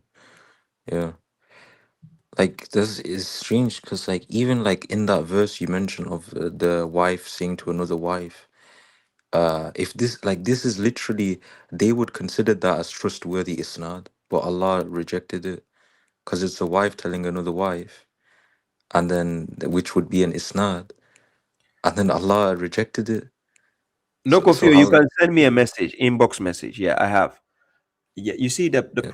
problem here we are facing is intellectually, people need to be waking up to question the status quo.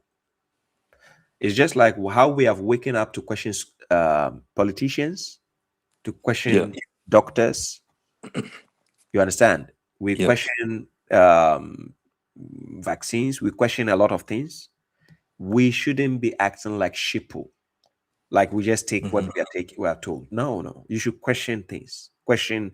Look, we have been programmed in every aspect of life, whether be it political, religious, entertainment, football, anything.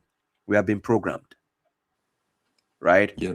And this programming, people, when you speak the truth, you are classified as the enemy. Yeah. Do you see how it works?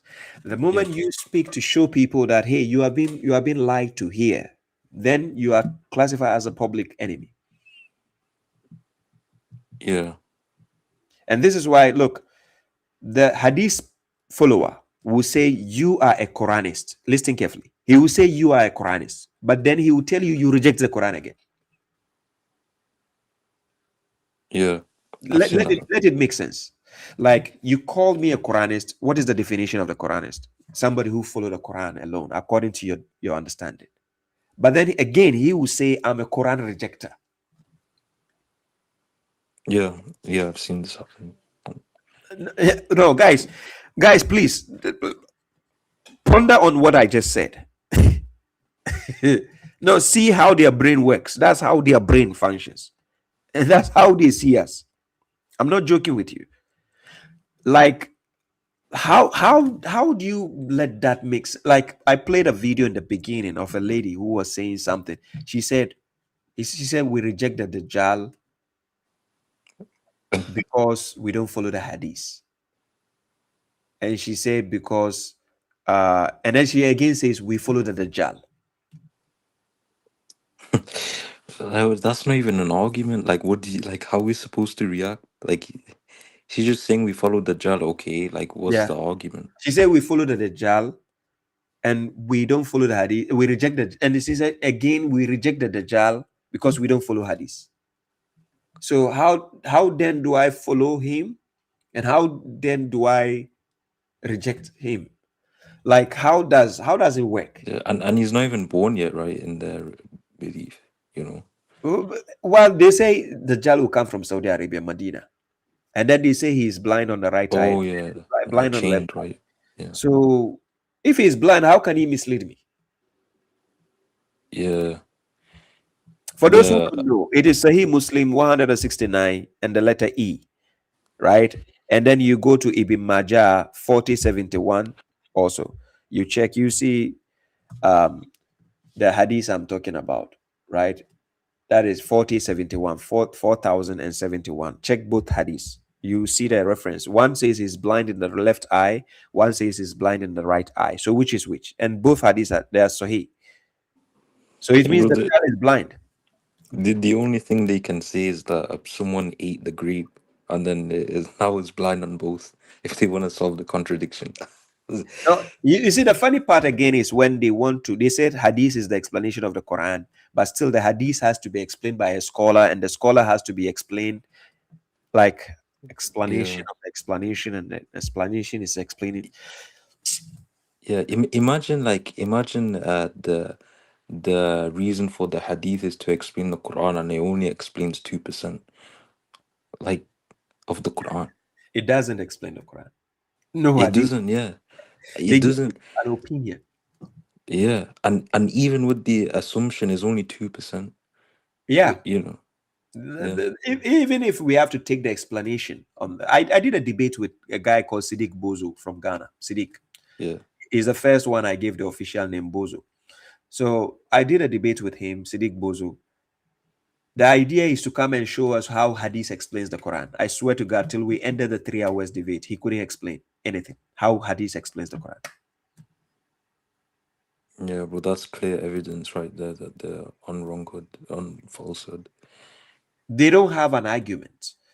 You understand? Their argument is to paint us black, to just say, you the Quranist, they want to follow their desires. Now, when you check us carefully, we and them, who follows desires? They follow They assumptions, are the ones desires. who follow assumptions and desires. Because they do cherry picking. That is desires. Yeah. Somebody And told me the Prophet married a so girl. That was his time. They don't need to do it now. I said, why? Yeah. He says, because this time is different. Then I said, then how do you say we should follow his sunnah? So we have to cherry pick. You have to cherry pick the sunnah now. Like, yes. Yeah. So then I said, he slept with 9 women. Are you also going to do it? Then he says, no, our limit of marriage is 4. Then I said, then how come he has 9 wives if the limit is 4? Where did God say the prophet, okay, the prophet, you can have 10, but the limit is 4? How? Yeah, you know, or something even worse is that, you know, when they say, oh, the Bible is a translation of a translation of a translation of a, it's the same thing with Hadith, because if Bukhari is going to the different places and they're speaking their own dialect and he's translating to his dialect, and then the people before those narrators are from another dialect, then it's a transferring of dialects to another transferring of dialects, and then you can lose some meanings of Hadith. Yeah, but you know, yeah, just as you're saying, the simple argument is they don't have the manuscript of Bukhari. Yeah, they don't. You don't have. Yeah, they don't have his manuscript, the one he wrote, so that we can make a clear judgment. They don't have. So even the Hadith book, the Sahih Hadith of Bukhari, they cherry picked. Yeah, it's a random selection. Yeah, and they're total hypocrites when it comes to the Bible. They say this came so many years after the Bible, so how can you say it's correct? But they don't apply the same logic. That's what I told you. When somebody says Sunni, he's deprived of reasoning when it comes to assessing their own self. Yeah. Yes, because they are told not to assess themselves like that. Because according to them, when you do, you become a kafir. So they have a brain to assess other people, but they don't have a brain to assess themselves. Yeah. See, when a person gets up, the other day I was showing somebody how to remember the T-shirt you wore last week. On a particular day, I program my brain to be able to remember those details. And I'm going to give the secret here for free, how I do that. I use that in many cycles of life, and it helps me a lot. So when I get up in the day, the shirt, that's why when you watch my lectures, you see I go by colors and what I'm going to wear, right? So when I get up and I'm going to wear the color, I mention the color. I mention it, that I'm going to wear this wine color, right? So now when you mention it, the word, the brain now scans what you just said. It scans it, and the eyes capture the color. So the brain, this is how the memory works. The word spoken is now stored by the memory again, and then the eyes take a picture of it. So now you are using 3 abilities here. You are using this faculty of hearing, because you said the word and then you heard it, right? And then the eyes took a picture of it, and then now it's stored in the brain. Now on this day, if I choose a day to do a program, I mention the day I'm doing the program. I mention it. When I mention it, then I say this is the dates. I mention the date. Then I say I'm using this color. So now guess how I remember that. So like if after a week I'm sitting there, I'm trying to find a particular video, I can remember the shirt I was wearing and I spoke about that topic. That's cool. Yeah. Because my brain scan, like you need a scanner that can help you to remember an activity of that day, of something of particular. And this is why sometimes we are amazed, we remember certain details in our life and we don't remember others, and we don't know how our brain scanned that, because the brain overheard the word, scanned the picture with the eyes, and the brain captured it. The ear heard it, and then the eyes and the brain took it into memory. So that thing you cannot forget in history, even if you are a kid. And that happened. That's these 3 scenarios happened. You will not forget it till eternity, till you die, you remember.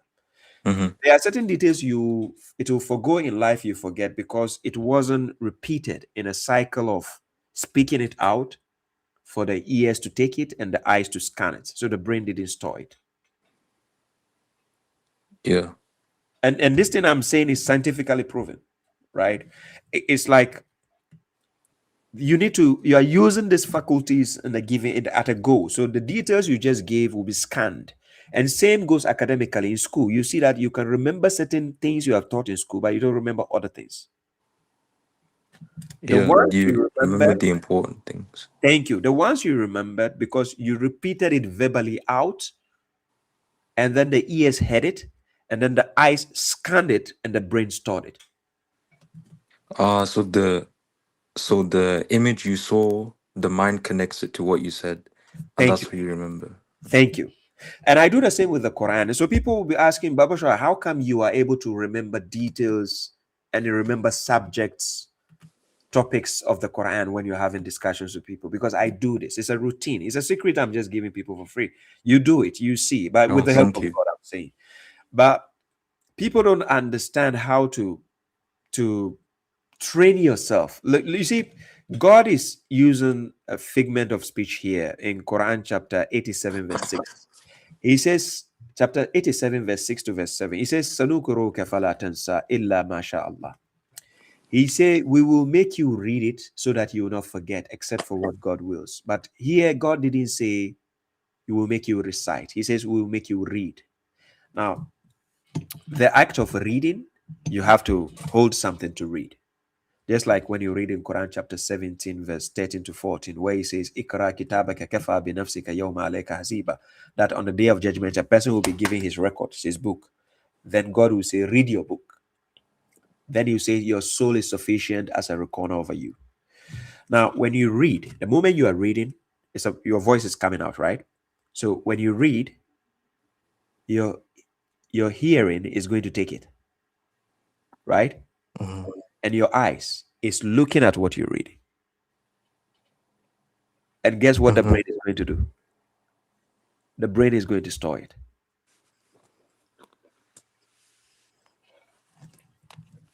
Um, Do you see the psychology here? yeah, You are reading it out loud. You are reading it. yeah. When you're reading it, you're observing it. So whenever do this, if today you can practice that and see. Take any verse that you want to memorize. Just take the verse, read it. Yep. When you read it, but you have to be aware of your faculties in action. So when you read it, let the ear pay attention to what you're reading. And then you scan it with your eyes, what you're reading. Then allow the brain to store it. Do it a couple of times. That's it. You've captured it. Because pictures are more memorable than speech. Yes. So And what then happens is, if you happen to even forget and you sit down and you try to scan your brain, you're like, oh, wait. Because sometimes we as human beings, our brain can get full capacity. Like you are trying to remember something, it's not coming. You're like, oh, wait a second. Let me take a drink. Then now you're trying to scan it. What the brain is doing is scanning, it's looking for picture or trying to remember the sound or word you said. So it's scanning. Then now it will remember, you recollect. So right now I can close my eyes and I remember something when I was sitting in the elementary school or when I was in the daycare. I can remember up to daycare certain activities of me sitting. I know where I was sitting in the daycare. I can picture it right now in my eyes where I was sitting. You understand? Where I sat down to write. I even engraved something on a wall, right? And I can remember exactly what I engraved on the wall and I read it. I said it out. And I can remember now, right now. Right? And it happens. Like when that happens, you start to connect the dots. You start to understand how to train the brain. It's just like a footballer who wants to be good at football. He goes to do practice, right? Anything you are doing, just practice on it and see how you become. You teach your faculties to adapt to that. Yeah. So you have that good memory. And people will be like, how come you have that good memory? You train it. But you, of course, you have to ask God because He gave us the favors. But you trained it, and you'll be amazed how you remember certain details, right? So when you write it down, you read it, it clicks, scans, stays, and the head, because the brain now will not forget. Because when you are trying to remember it, all you need to do is just remember the scanning of the picture. The brain has already stored that memory, so it's remember what you were trying to memorize, scan. Does it? Yeah, that is, yeah, I'll definitely, I'll use that. That's interesting because with me, like if I ever forgot something, then I would like kind of retrace my tracks. Like if I was at the door and I was thinking of something, then I forgot, then, something like you could do is you go back to the door and then you like remember. Thank you, Mohammed. Thank you. I see you, Mohammed. Thank you. God bless you. So Zardios, let me leave you. Now it's 4 hours on YouTube. I need to end the live stream. Thank you, Zardios. Thank you for calling. Huh? Stay blessed. Thank you. Peace. Peace. So guys, this is the 4 hours live stream on YouTube. I need to bring it to an end. On TikTok, it's already done time for me here. I have to end because I'll be going to work in 4 hours time. So I need to I would have loved to pick up more guests, but I think the time is limited for that right now. So guys, on YouTube, I call it a day. I bring the live stream to an end. Thank you all, guys. I appreciate all of you. The comments, the sharing, the likes, whatever. I appreciate all of you, and whatever you do to support the cause. I appreciate. Baba said Naganka. Thank you very much. With TikTok, I don't know. But guys, hasta la vista. I'm out. Always give them a reason to remember your name. As a correctional officer,